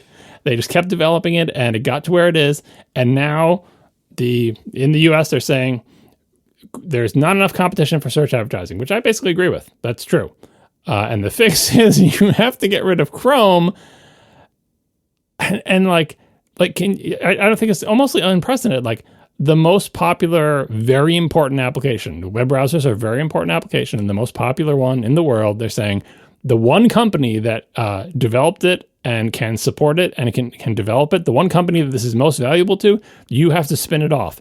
There's no way it can survive as an independent company because they'd have no way to make money. They'd have to start getting into weird crypto stuff, or they'd have to be even worse than what Google was doing. I mean, again, look at Mozilla trying to be an independent web browser and figuring out that business model, right? And the other option is, okay, well, it's an independent company, then Microsoft tries to snap it up. Is the DOJ not going to let Microsoft buy it because they're saying, oh, now we've just transferred Chrome from one giant company to another, and then we have to have another trial against them?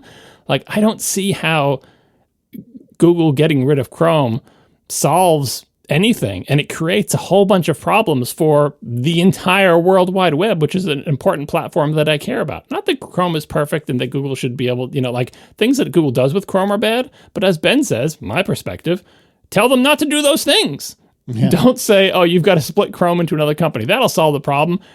I don't think it will solve the problem. I think it will make a whole bunch of new problems, and I think it will make the Chrome browser worse, and I think it will make everyone's experience on the web worse, and yeah, it will hurt Google a little bit, but like, the goal is not just to do something mean that Google doesn't like. Like, it's not, you're bad, so you get punished. Like, we're supposed to be trying to, like, solve the underlying problem, which is, not enough competition in search. And there are a bunch of things in the remedy that go to that, like you can't pay people to have privileged thing, you can't, you have to let people opt out of AI without, downranking them, like things that recognize the power that Google search has and saying you can't wield that power in a way that stifles competition, yada, yada, right? Those are all good, but splitting out Android is similar. Splitting out Android, splitting out Google, like splitting out Android, but then saying Android can't preference Google services. What is Android if not an operating system for phones that is tightly integrated with Google services?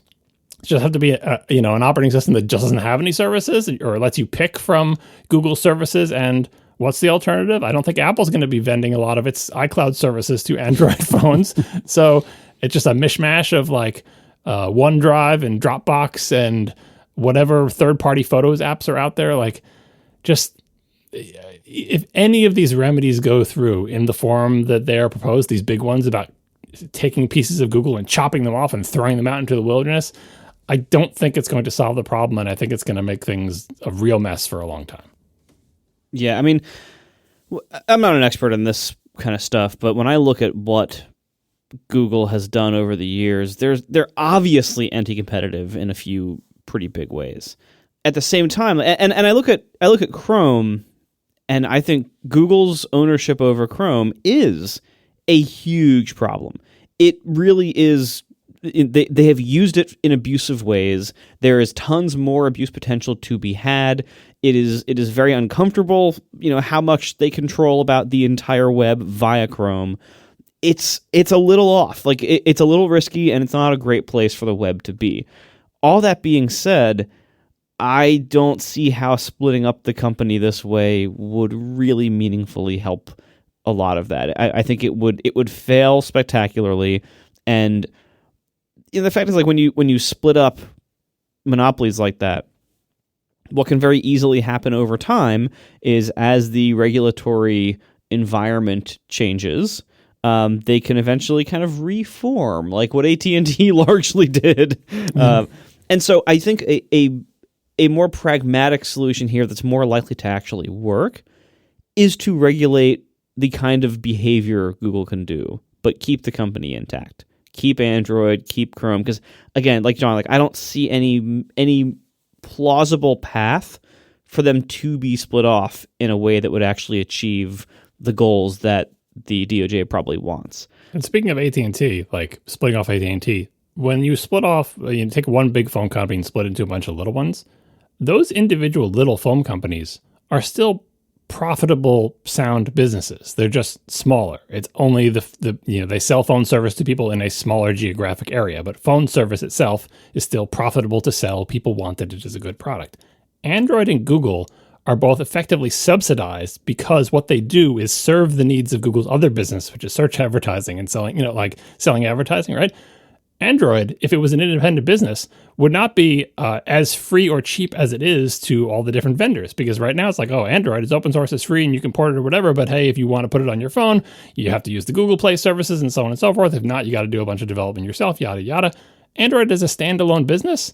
Now it's got to start charging people. So they're like, well, how do we pay for all these engineers who work on Android? Like subsidized businesses that serve the larger needs of a bigger company, a bigger abusive monopoly, you can't just break them off like you could with the Baby Bells and say, Android, you're free, go on your own, now we'll have competition. Android's going to be like, but how do we make money again? Like have to raise their prices, and then we go back to the bad old world where cell phone makers are all developing their own OSs because they don't want to pay what turns out to be a sustainable price for Android. Or everyone forks it, and it's like they leave Android behind because there's no reason to use the Google version if it's doesn't privilege Google services, and Google's not forcing them to anymore. And maybe that's the goal, to say Android is like Linux. It's free to the world. It's open source. Let a million different Android clones bloom. No longer will Google be forcing you to use their services because they can't anymore. But like it basically just makes it dissolve. And the same thing with Chrome. How are you going to pay for the development of Chrome? Who's going to pay all those engineers to keep working on Chrome if it's not subsidized because of how important it is to Google's other business? It's not the same as breaking up the Baby Bells. It's like, well, now you've just got a smaller phone company. It would be like breaking Google up into a bunch of smaller Googles where there was like a search engine for the left half of the United States and the right half, but they still had all the pieces together.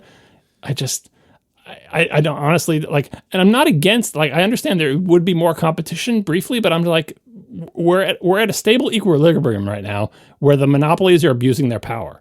We would like them to stop abusing their power, but I'm not sure the solution to that is put a stick of dynamite into the monopolies and just blow their pieces all over the world and then say, problem solved, and just walk away, because I don't think that's the solution. Again, the simpler version, make them not do the worst of the anti-competitive things that they're doing.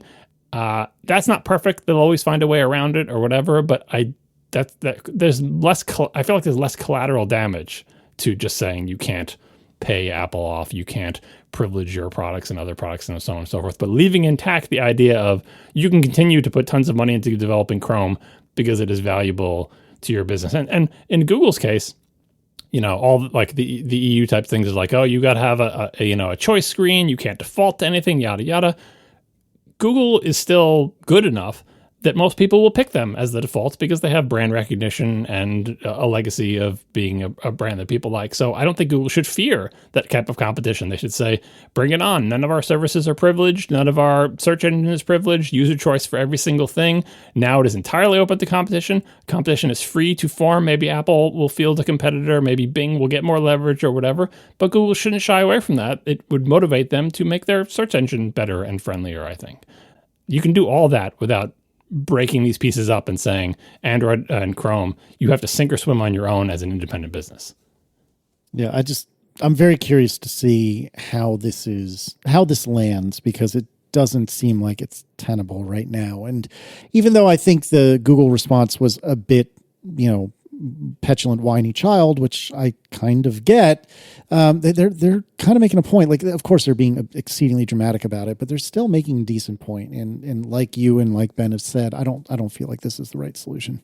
And Safari, by the way, is a competitive browser. There's Bing, I guess, but Apple hasn't made a competitive search engine, which is Ben is always saying that Google's essentially paying Apple off to prevent them from ever trying to make a search engine, which honestly I don't think Google should be afraid of, because Apple would not do a good job. But whatever, you never know. Apple sometimes surprises you. Like they have Apple Silicon was a surprise to everybody. Turns out Apple does a really good job on that. Not so much on cars or video games or a bunch of other stuff. But anyway, Safari exists, and Apple subsidizes its development because it's important for them to have a web browser that they control that's not owned by one of their competitors. And it costs a lot of money to develop Safari. And that money is not, if Safari was an independent company, they couldn't afford that. How would Safari make money? I guess from the Google search deal, but that's going to soon be illegal anyway. So it turns out giving away a web browser for free, one of the most complicated pieces of software to develop and maintain that has to be compatible with the entire World Wide Web, that costs a lot of money. It needs to be funded somehow. And we all agree that having more web browsers is better than having fewer. But all of those web browsers, if they're going to be competitive and useful, need to have a source of funding.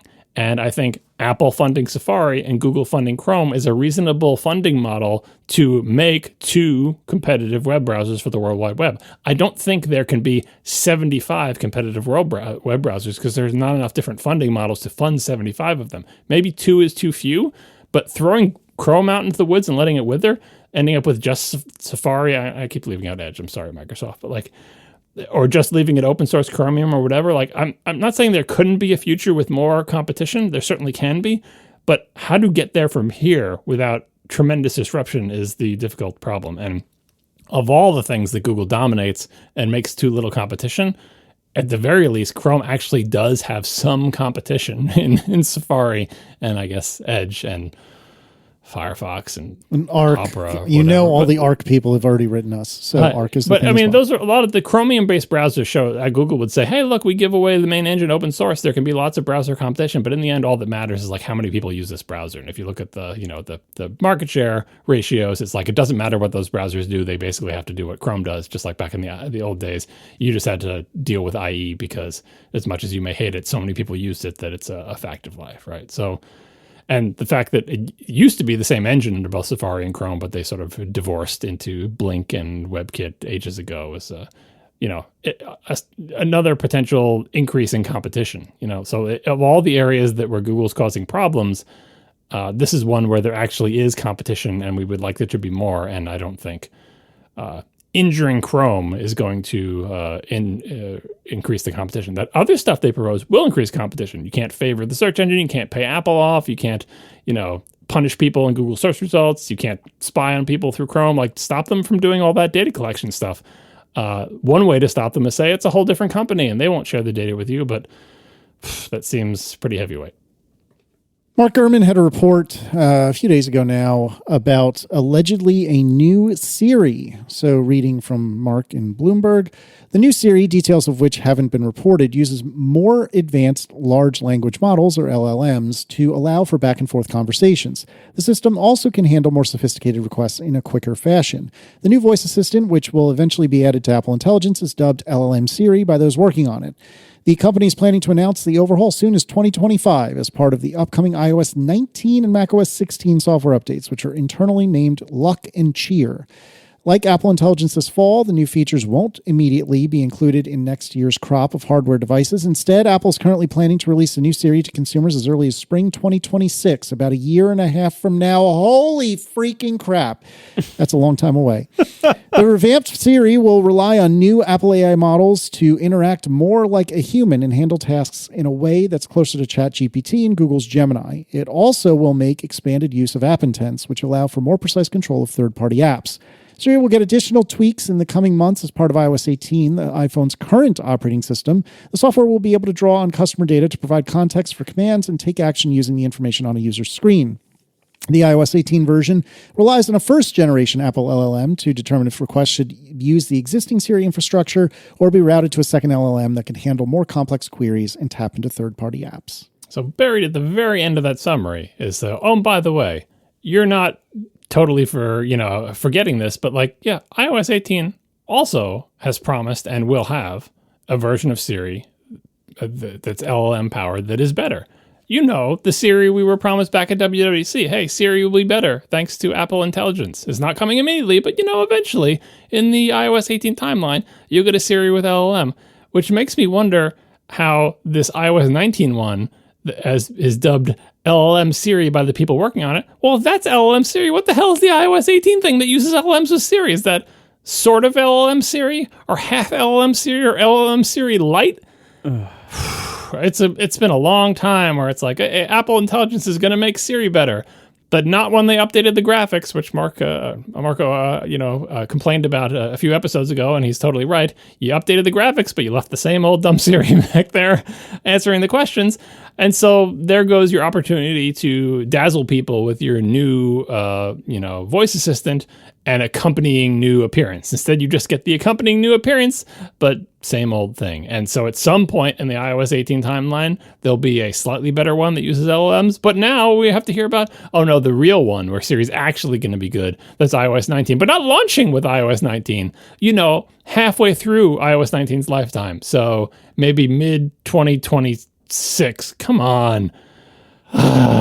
This is so stupid. It's like Siri, it's like we got him this time. It's like Siri is always gonna get better in a couple of years. Yep. Look, we have yet to see the quote unquote good Siri with iOS 18. It has not shipped yet.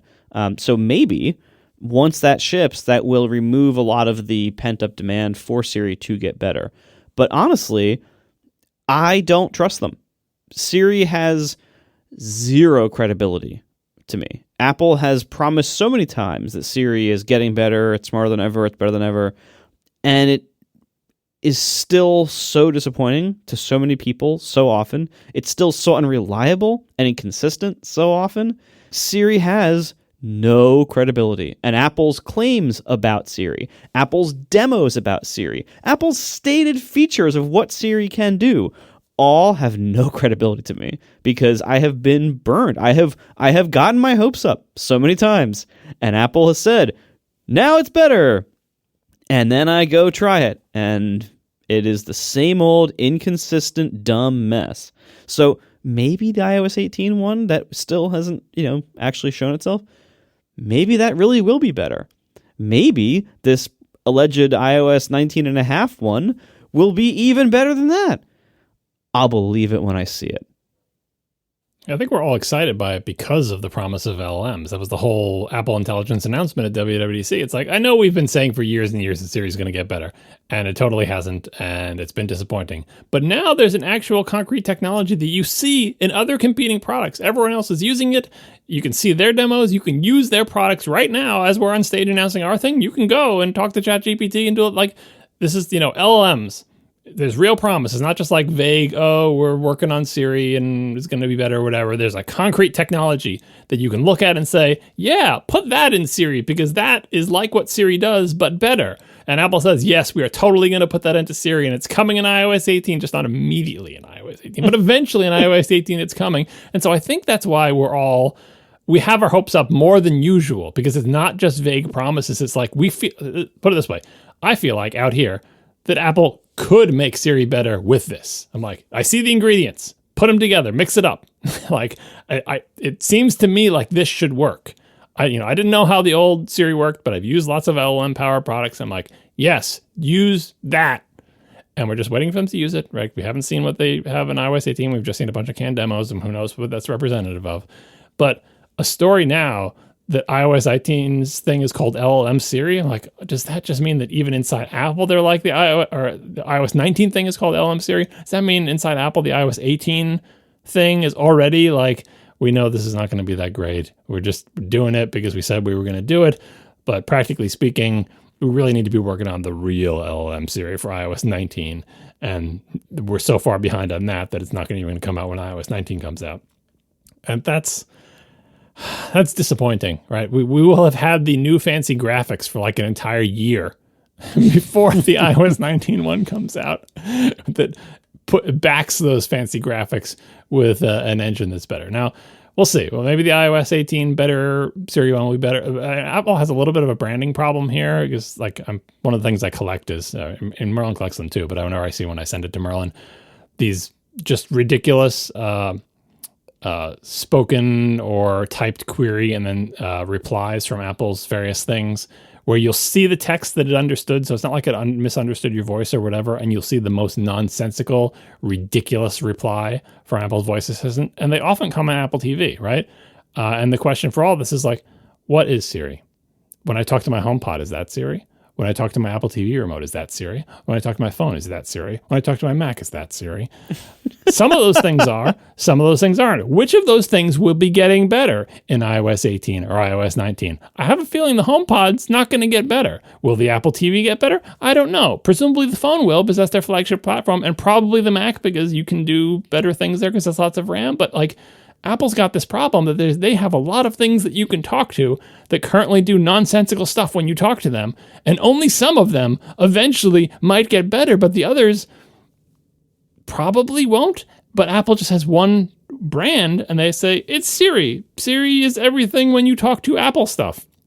And that is not the way things are. So, yeah, I mean, at this point, they just really need... The Apple Intelligence announcement was like, they have a good idea. They, the way they're approaching it makes sense. If we go listen to when we talked about Apple Intelligence, I think their approach to using LLM technology to enhance their products makes sense. They just need to do it. And now we're just waiting around for them to do it. And the things they released so far, like I said, are not super compelling to me. I mean, it's not that they're bad. Like, they do what they're more or less supposed to do the way we expected them to do them, but they're not particularly compelling. But I talk to my devices all the time, and when they don't listen to me or do something that I think is not correct, I think to myself, this could be better, and that would be a material improvement. So I am waiting patiently to see what this is like. But meanwhile, just like we were talking about iPhone 17 while we were waiting for the iPhone 16 to come out, apparently now we're just talking about iOS 19's LLM Siri while we're waiting for the 18 one to come out. It's so bad. I don't love when one of us, and it could be any of us, calls for, like a firing or something like that. And I'm not saying anyone should be fired. Do that? But who would do that? Who would do that? No. But one of nobody us. would. Certainly not. Definitely not. But and I'm not saying that somebody should be fired, but I am saying something is fundamentally broken. Either Apple is just incapable of this, which I don't think is the case. I really don't. Or there's some political infighting that has prevented forward progress. But like, Apple keeps trying to make Siri happen, and it hasn't happened yet. I mean, it was 2011 when Siri debuted. That's 2 years before ATP. That's 3 years before Declan. Like, it has been a long time. And they still can't get it right. They still can't get it right.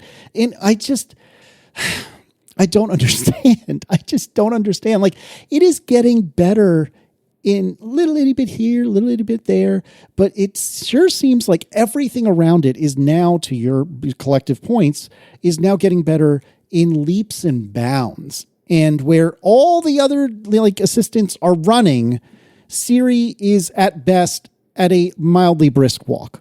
And it hasn't been enough for at least 5 years, probably 10, but it's certainly not enough now. And to say, oh, well, we got you in 18 months. Come on. Figure out a better way. Figure out a better way. I don't care if it's acquisition. I don't care if you have to fire the whole damn team. That's not actually what I'm advocating, but I'm fired up about it. It's just do something, Apple. And do something and do it so that we can see. Don't promise something. Don't open the Komodo and tell us, oh, it's going to get better. Just friggin' do something. Do something. So let me, for the first time ever, be the voice of reason on this topic. Please. Yes, please. This is a fun change of roles for you and me. I know, right? All right. So I think Tim Cook should keep his job. No, I don't. Not for this, though. So we heard like rumblings here and there. There's been like, reports from The Information and from Mark Gurman and stuff like that over the last couple of years that basically there was this project to remake Siri with a whole different approach to how they were doing the language processing, possibly with LLMs. But I think this actually predates the LLM craze. And apparently the story was that the group that had like the new rebuilt Siri, they like lost the battle internally, and that they instead decided to like keep the old one going and just keep working on it instead. And wasn't the reasoning, by the way, kind of like a iMovie 8 or Final Cut Pro 10 kind of reasoning, which is basically like the new stuff looks great, but you would drop it because the new stuff is new. It doesn't have all the same features as the old one. So we'd have to explain to our customers that, for the past X years, you've been able to ask Siri to do these things, but now you can't anymore because we replaced it with a new and improved one. that doesn't have all the features of the old one. I seem to recall that being part of the decision making, which is always the way it is. Like inside a company, when someone's got a new idea for a technology or whatever, it's very often difficult to sell it if it doesn't do literally everything that the old one did. And Apple has gone against that a few times in the past, like with Final Cut Pro 10 or whatever version of iMovie that they replaced the old one with.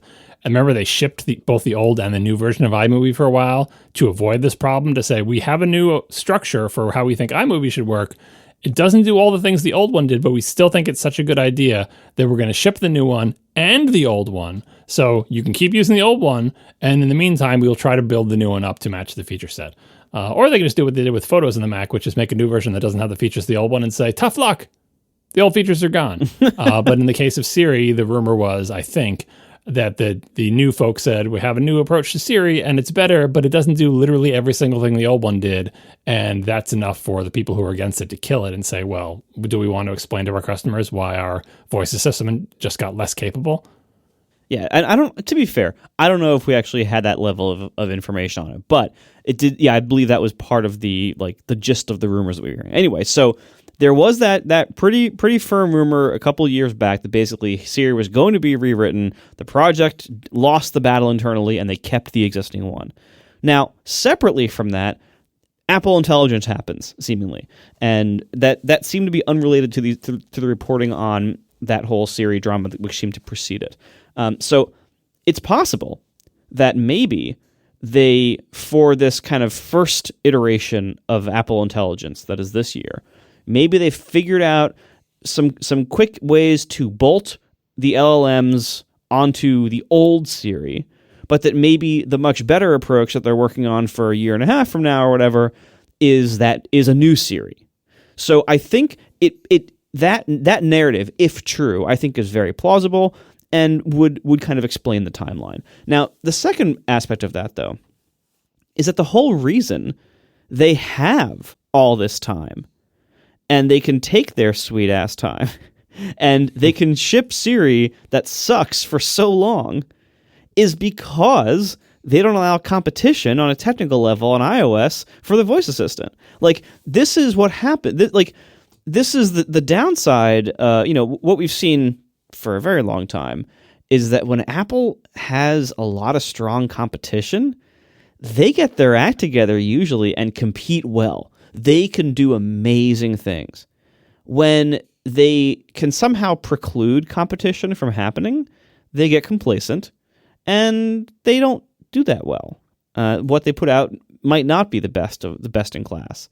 And I think what we see now is on iOS, it's so locked down. It's so impossible for anybody to compete with them in certain areas, and the voice assistant is one of those. As ChatGPT and all these other ones have been coming up over the last couple of years, if there was an API for them to replace Siri, they would have destroyed Siri by now. We wouldn't even be talking about Siri anymore because none of us would be using it for anything because there would be some kind of plug-in architecture. Instead, they did the no money changes hands deal where ChatGPT is integrated into the existing voice assistant as a stopgap. And I know you're talking about competition on iOS, which is actually very relevant. But of course, there is actually competition on Android with its voice assistants, which tend to be doing better than Apple's. But Google's doing exactly the same thing and trying to keep as much competition away from their built-in voice assistant as well. But yeah, Apple at least felt enough pressure to say, and we're partnering with ChatGPT.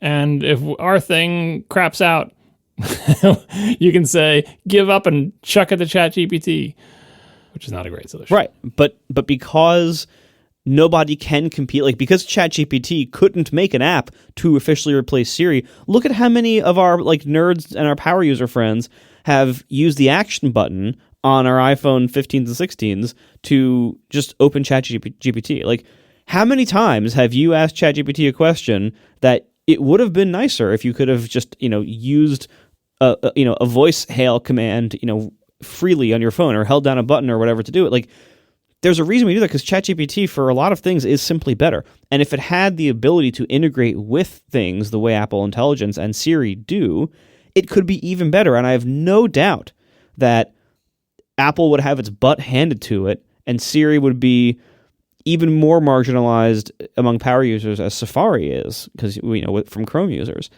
But instead, Apple does not have to compete in this area. They have technically foreclosed competition. Yeah, Apple dictates the terms that you're going to access ChatGPT on their system. It's a third-party app, or when you integrate it with Apple's own thing, Apple's thing comes first, and then ChatGPT only with a warning dialog after, and yada, yada. Yeah, right, and as a result, Apple does not have to compete very well in the area of voice assistants.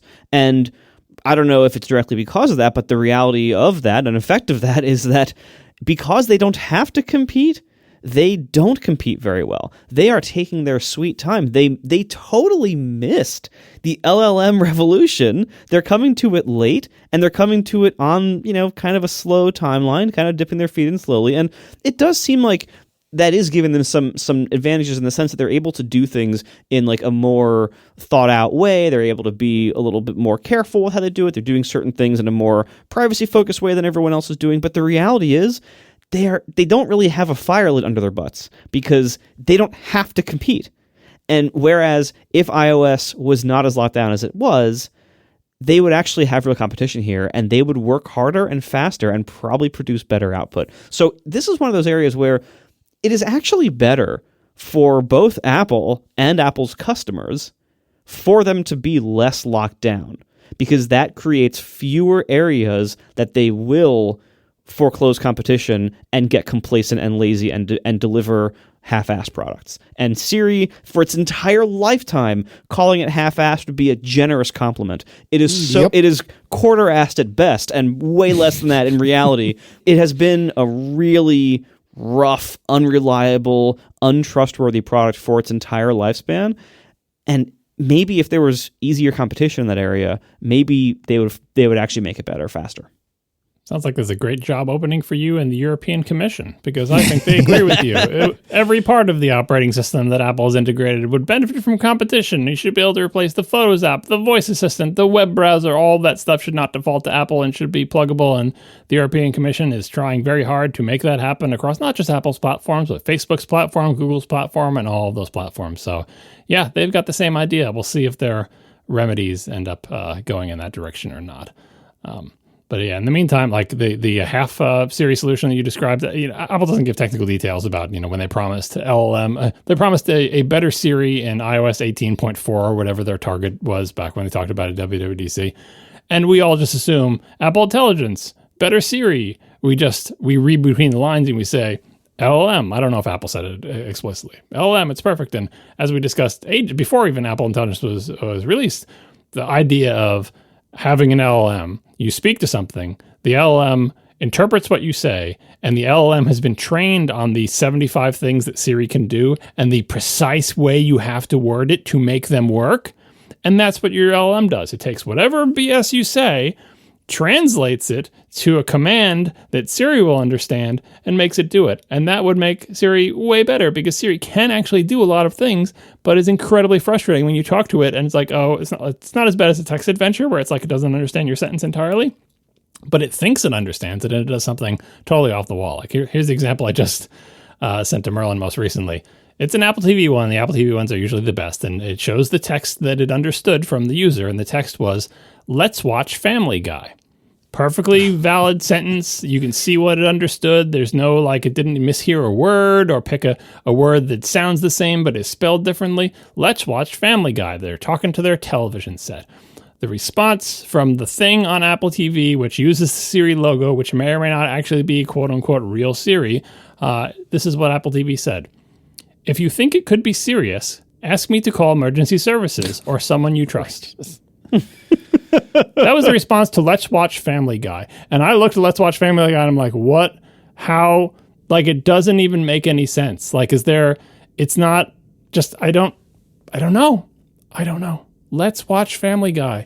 Do you want me to call emergency services? I mean, maybe. I don't, am I having a stroke? I don't know. This is where an LLM could help. I know the Apple TV knows how to find a show based on, and even capitalize Family Guy, capital F, capital G. It knows it's a proper noun. I bet it can find that as a TV show somewhere and start playing it because it's a TV and that's what it does. And instead, it offers to call families, emergency services. So yeah, an LLM in front of Siri, treating Siri as like a lot of the LLMs treat like calculators or other sort of things. That would be great. A full-fledged LM Siri might be a disaster because it could start doing even more ridiculous things and Apple has less of a way to control it. But we're just all out here using the plain old dumb Siri that we don't even know if it's the same Siri everywhere, and we're just looking for relief. And this is kind of unfair to be like, oh, rumors about a future thing are making me feel worse that I don't have the current thing. But it's a little bit of Osborne effect, and it's a little bit... I mean, there's always going to be a better version of everything, right? But for me, maybe I'm getting hung up on this, but like the fact that the thing is called LLM Siri internally, maybe that's what the iOS 18 one is called too. Gurman is never precise in these rumors, but it really does make me sad to think that the thing I've been waiting so patiently for, somewhere around the midpoint of the life of iOS 18, it seems like Apple itself already doesn't have that much confidence that it is the thing that we all hope it's going to be. But we'll see. I mean, I'm willing to keep an open mind and try it when it comes out. But in the meantime, I'll just enjoy those snazzy graphics. We are brought to you this episode by MasterClass. This holiday season, don't just give people stuff if they don't really need it. Give them something they want to be. With MasterClass, they can finally become a better cook, better writer, an entrepreneur, or an artist like they've always wanted. That's the gift of MasterClass. It's always on time and it lasts a lifetime. You cannot do better than MasterClass as a gift for your loved ones. They can learn from the best to become their best. It's the only streaming platform where you can learn and grow with over 200 of the world's best. Wirecutter calls it an invaluable gift.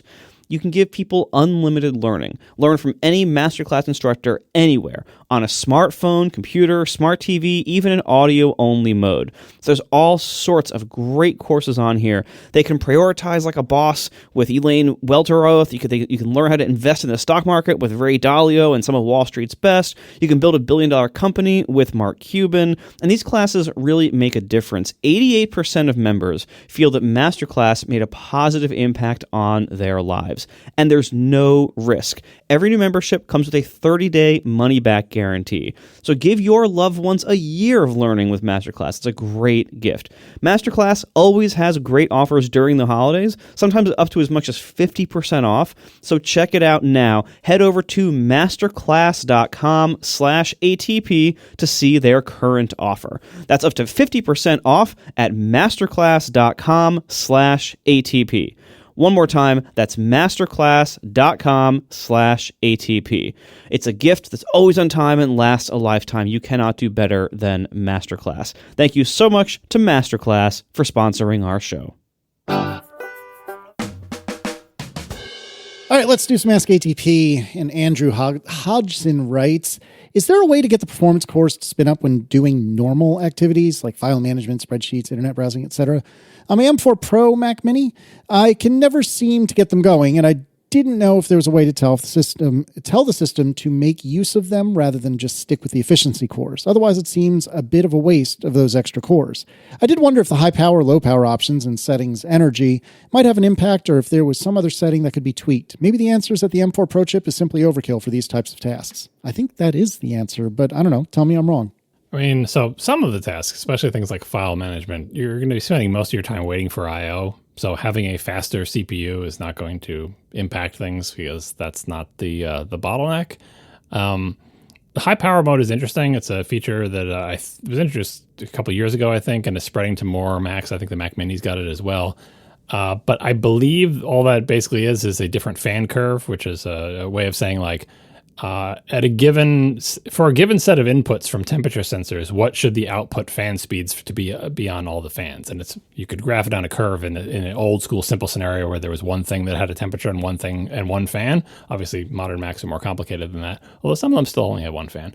But anyway, high power mode, my understanding is it just makes the fans go higher RPM sooner. So it makes your Mac noisier, it blows more air through it, and the theory is that it will allow the things that get hot to sustain their maximum throughput for a longer period of time because you're not waiting for them to get hot. You're sort of preemptively cooling them by blowing more and more air on them. That's the idea with high power mode. Doesn't change, as far as I know, anything having to do with what's scheduled on what kind of cores inside your Mac. That's another thing you don't control. We've talked about it before when trying to speed up jobs, like file compression and stuff. When software runs whatever job it's going to run, there are tools that it has to indicate what it thinks the priority should be. Is this a high priority thing that the computer should do ASAP, or is it a low priority thing that it should do just whenever it gets around to it? A lot of that prioritization affects what cores things will be scheduled on. Background processes set at a low priority will run on the efficiency cores. Foreground processes that need lots of fancy computing that are said to be the highest possible priority may run on the performance cores. But my question for Andrew is, are you waiting around for your computer to do things? Like, what thing are you waiting for? When you're doing file management and spreadsheets and internet browsing, are you twiddling your thumbs and saying, come on, page load? If that's happening, it almost certainly isn't because you are CPU bound. It's probably your network connection, or it's I/O with the file system, or something else. Like it would take some pretty sophisticated performance analysis to figure out what is the bottleneck that is making you wait for something. If you're staring at your iStat menus thing and you're annoyed because the power cores aren't being used, but you're not waiting for anything, don't be annoyed. It's using the appropriate resources for you. It's saving your battery life. It's reducing your power usage. It's reducing the heat. Just because it's not using the power cores, it's not a reason to complain about it. Now, if you have something that you're waiting for and you're sure it's CPU bound and it's not using the power cores, I would talk to the developer of that program. But that's not something that you as the user have control over. I don't think there's any tool out there where you can say, like, shuttle everything to the power cores and ignore the efficiency cores. And honestly, I don't think you'd want to do that because it would produce more heat. It would probably go slower because you have lots of things running in parallel and you want to use those efficiency cores. And Apple's efficiency cores they're more efficient than the power cores, but they're good cores too. So don't worry about it too much. They're good cores, Brent. And keep in mind also, so one thing that you might see, if you're watching a tool like iStat menus, or if you're watching an activity monitor, if you're watching your CPU usage between the cores, you might notice that one or two of the efficiency cores might be maxed out like all the time, doing something like photo indexing or spotlight indexing or whatever else. That is not a sign that you need to somehow convince those tasks to run on the performance cores. Basically, macOS has been seemingly tweaked since the Apple Silicon era to let certain background tasks basically do whatever they want as long as they do them on the efficiency cores, because the efficiency cores are so much less power consuming than the performance cores that you can basically run a couple of them like for free almost all the time and not even notice a hit to battery life or an increase in heat.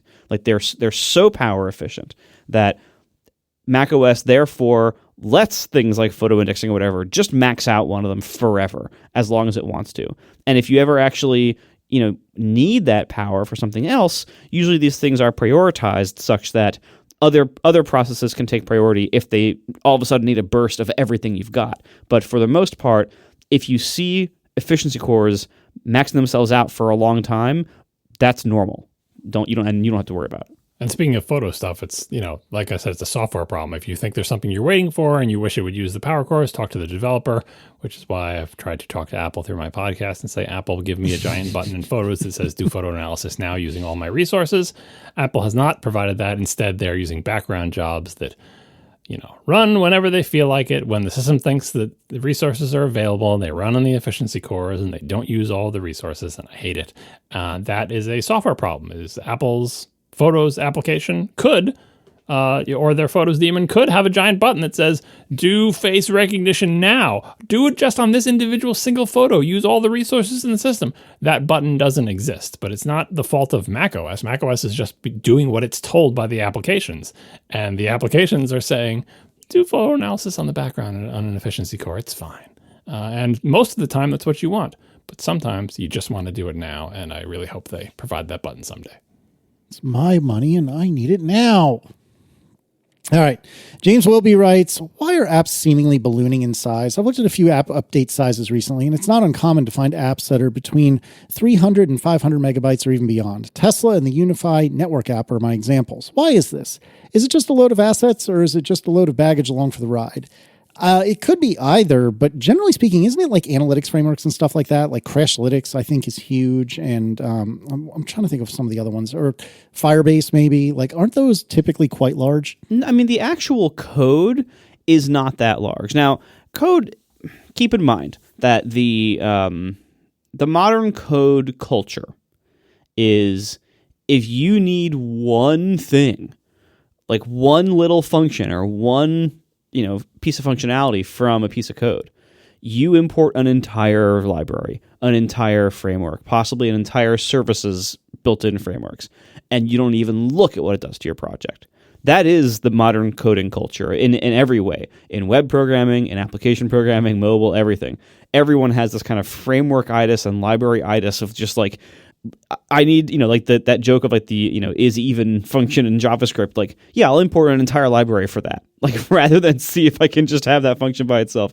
That applies at every scale. So you do have huge amounts of code. You have duplication within code, especially for larger companies.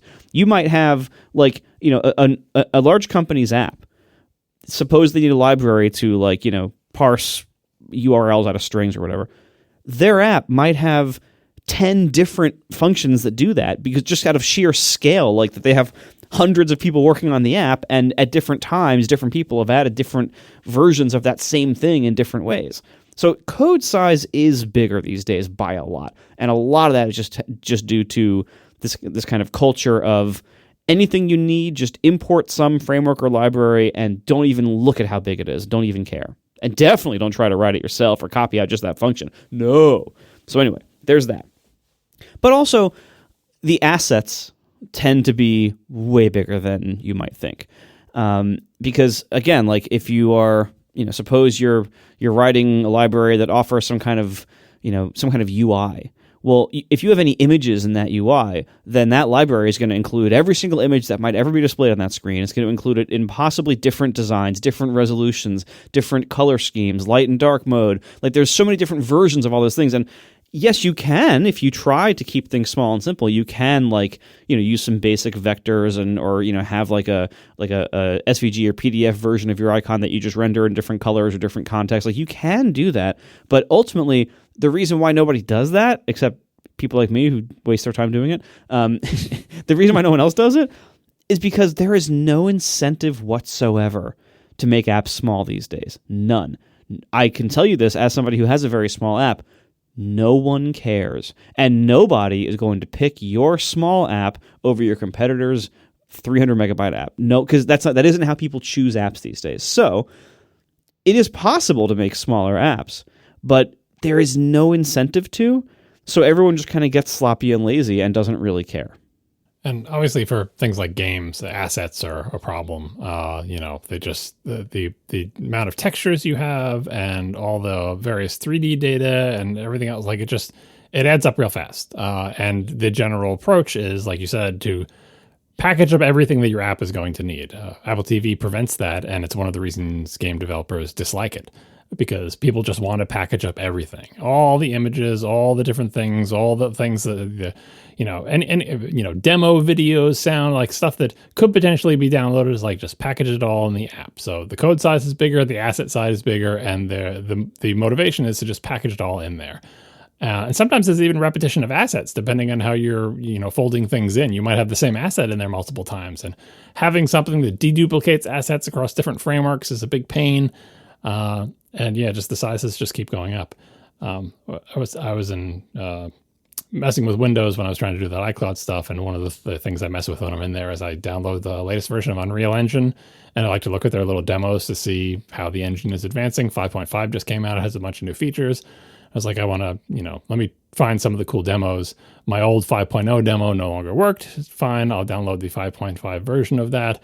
It's just like a demo showing you their various, features for texturing large landscapes and dynamic lighting and stuff like that. And the demo was 100 gigabytes. Oh my word. Yeah, it's pretty big. Unreal Engine itself, it seems small in comparison, right? A few hundred megs, gig even or whatever. And the file, and this is not a game. This is just a demo thing showing a bunch of features of the engine. Then I I didn't update to the latest version of Flight Simulator, which actually improves this, but I have old Microsoft Flight Simulator 2020, I think it is. That itself is over 100 gigabytes. And when I needed to update it needed to re-download a substantial portion of that. Things are big. That's one of the advances of the new version of Flight Simulator 2024 is that it dynamically streams a bunch of stuff, so the download can be smaller.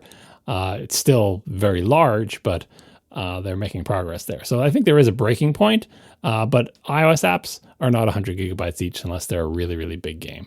But yeah, they're just individual apps being 500 megabytes. It's one of the reasons that Apple rolled out that feature years ago that says like, do you want us to basically remove apps that you haven't used in a long time? We'll leave the icons on your screen, but they get like a cloud icon or whatever next to them, right? We'll leave the icon there. If you ever want to launch it or re-download it, but just like, I don't know if you know this, but like, a couple dozen 500 megabyte apps like here and there, it starts to add up real fast. And all of a sudden, a lot of your phone storage is taken up with apps that you never launch. That wouldn't matter if every single app was 20 megs.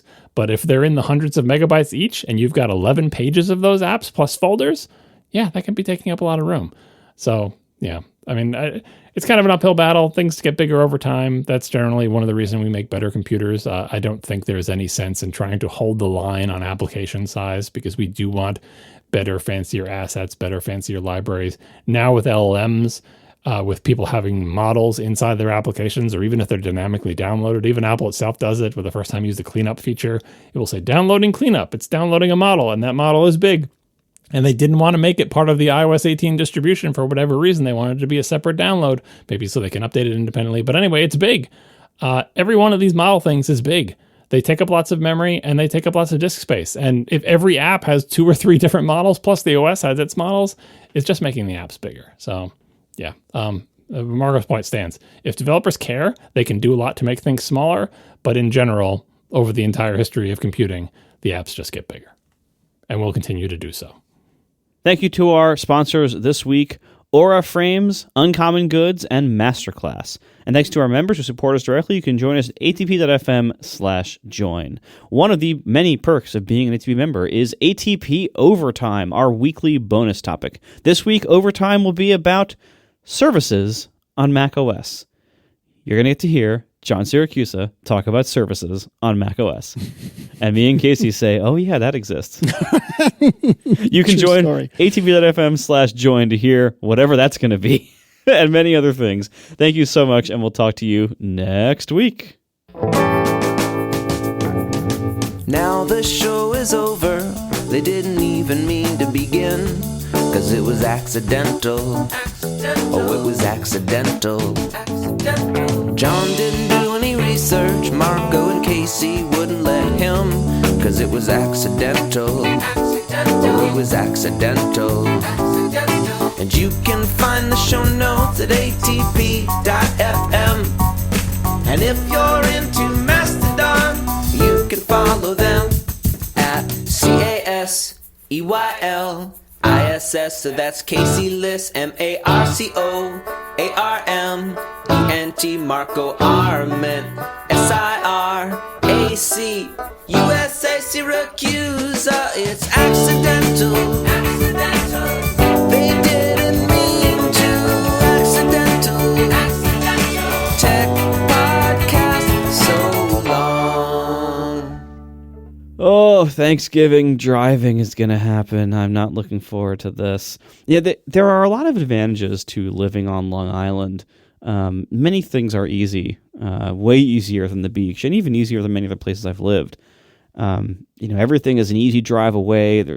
All the roads here are wide, and the parking lots are huge. It's, American suburbia done to the max, but certain things are still walkable and small.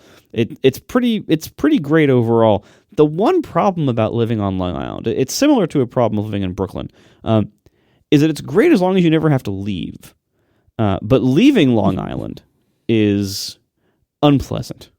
Not because, you just miss it so badly. No. Because you have to go through the New York City surrounding metro area to get out of Long Island.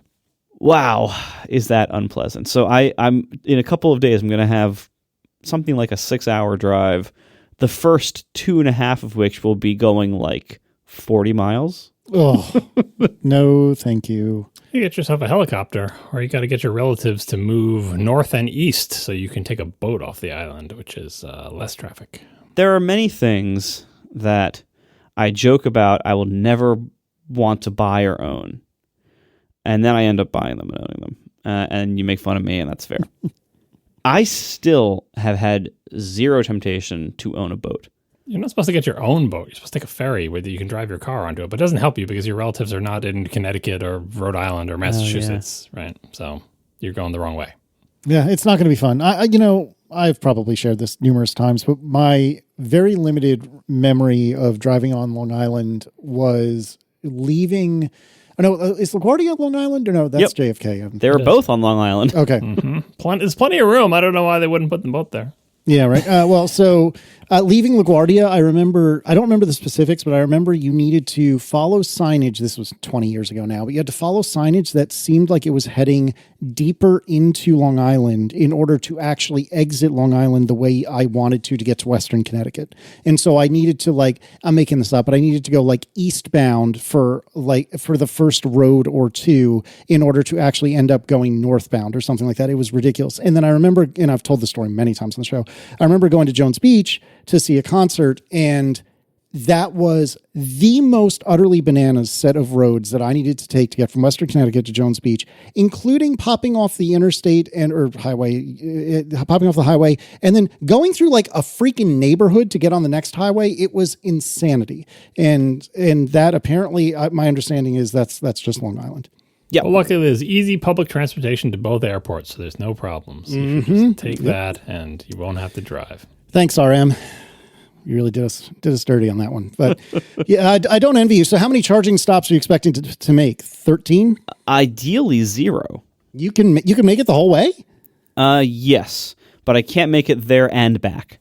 But I can usually charge at my in-laws' place just overnight, out of a circular saw outlet they have in their barn. So I run a giant 30 amp extension cable out their barn, and which weighs 50 pounds. Oh yeah, it's thicker than a garden hose. It's a whole thing. But it does. I've done that for years. Back when I had the Teslas, I did it then too, and it does work. It can charge a whole EV roughly overnight, which is fine. It's a lot of driving. I don't miss that part of my parents being in Connecticut, because they've been down here in Virginia since just before Declan was born. And generally speaking, that's very convenient, and I prefer it. I don't love that I no longer have an excuse to go to the New York metro area. I don't like that, we don't have a cheap, which is to say free place to stay, 1 Metro North ride away from Manhattan.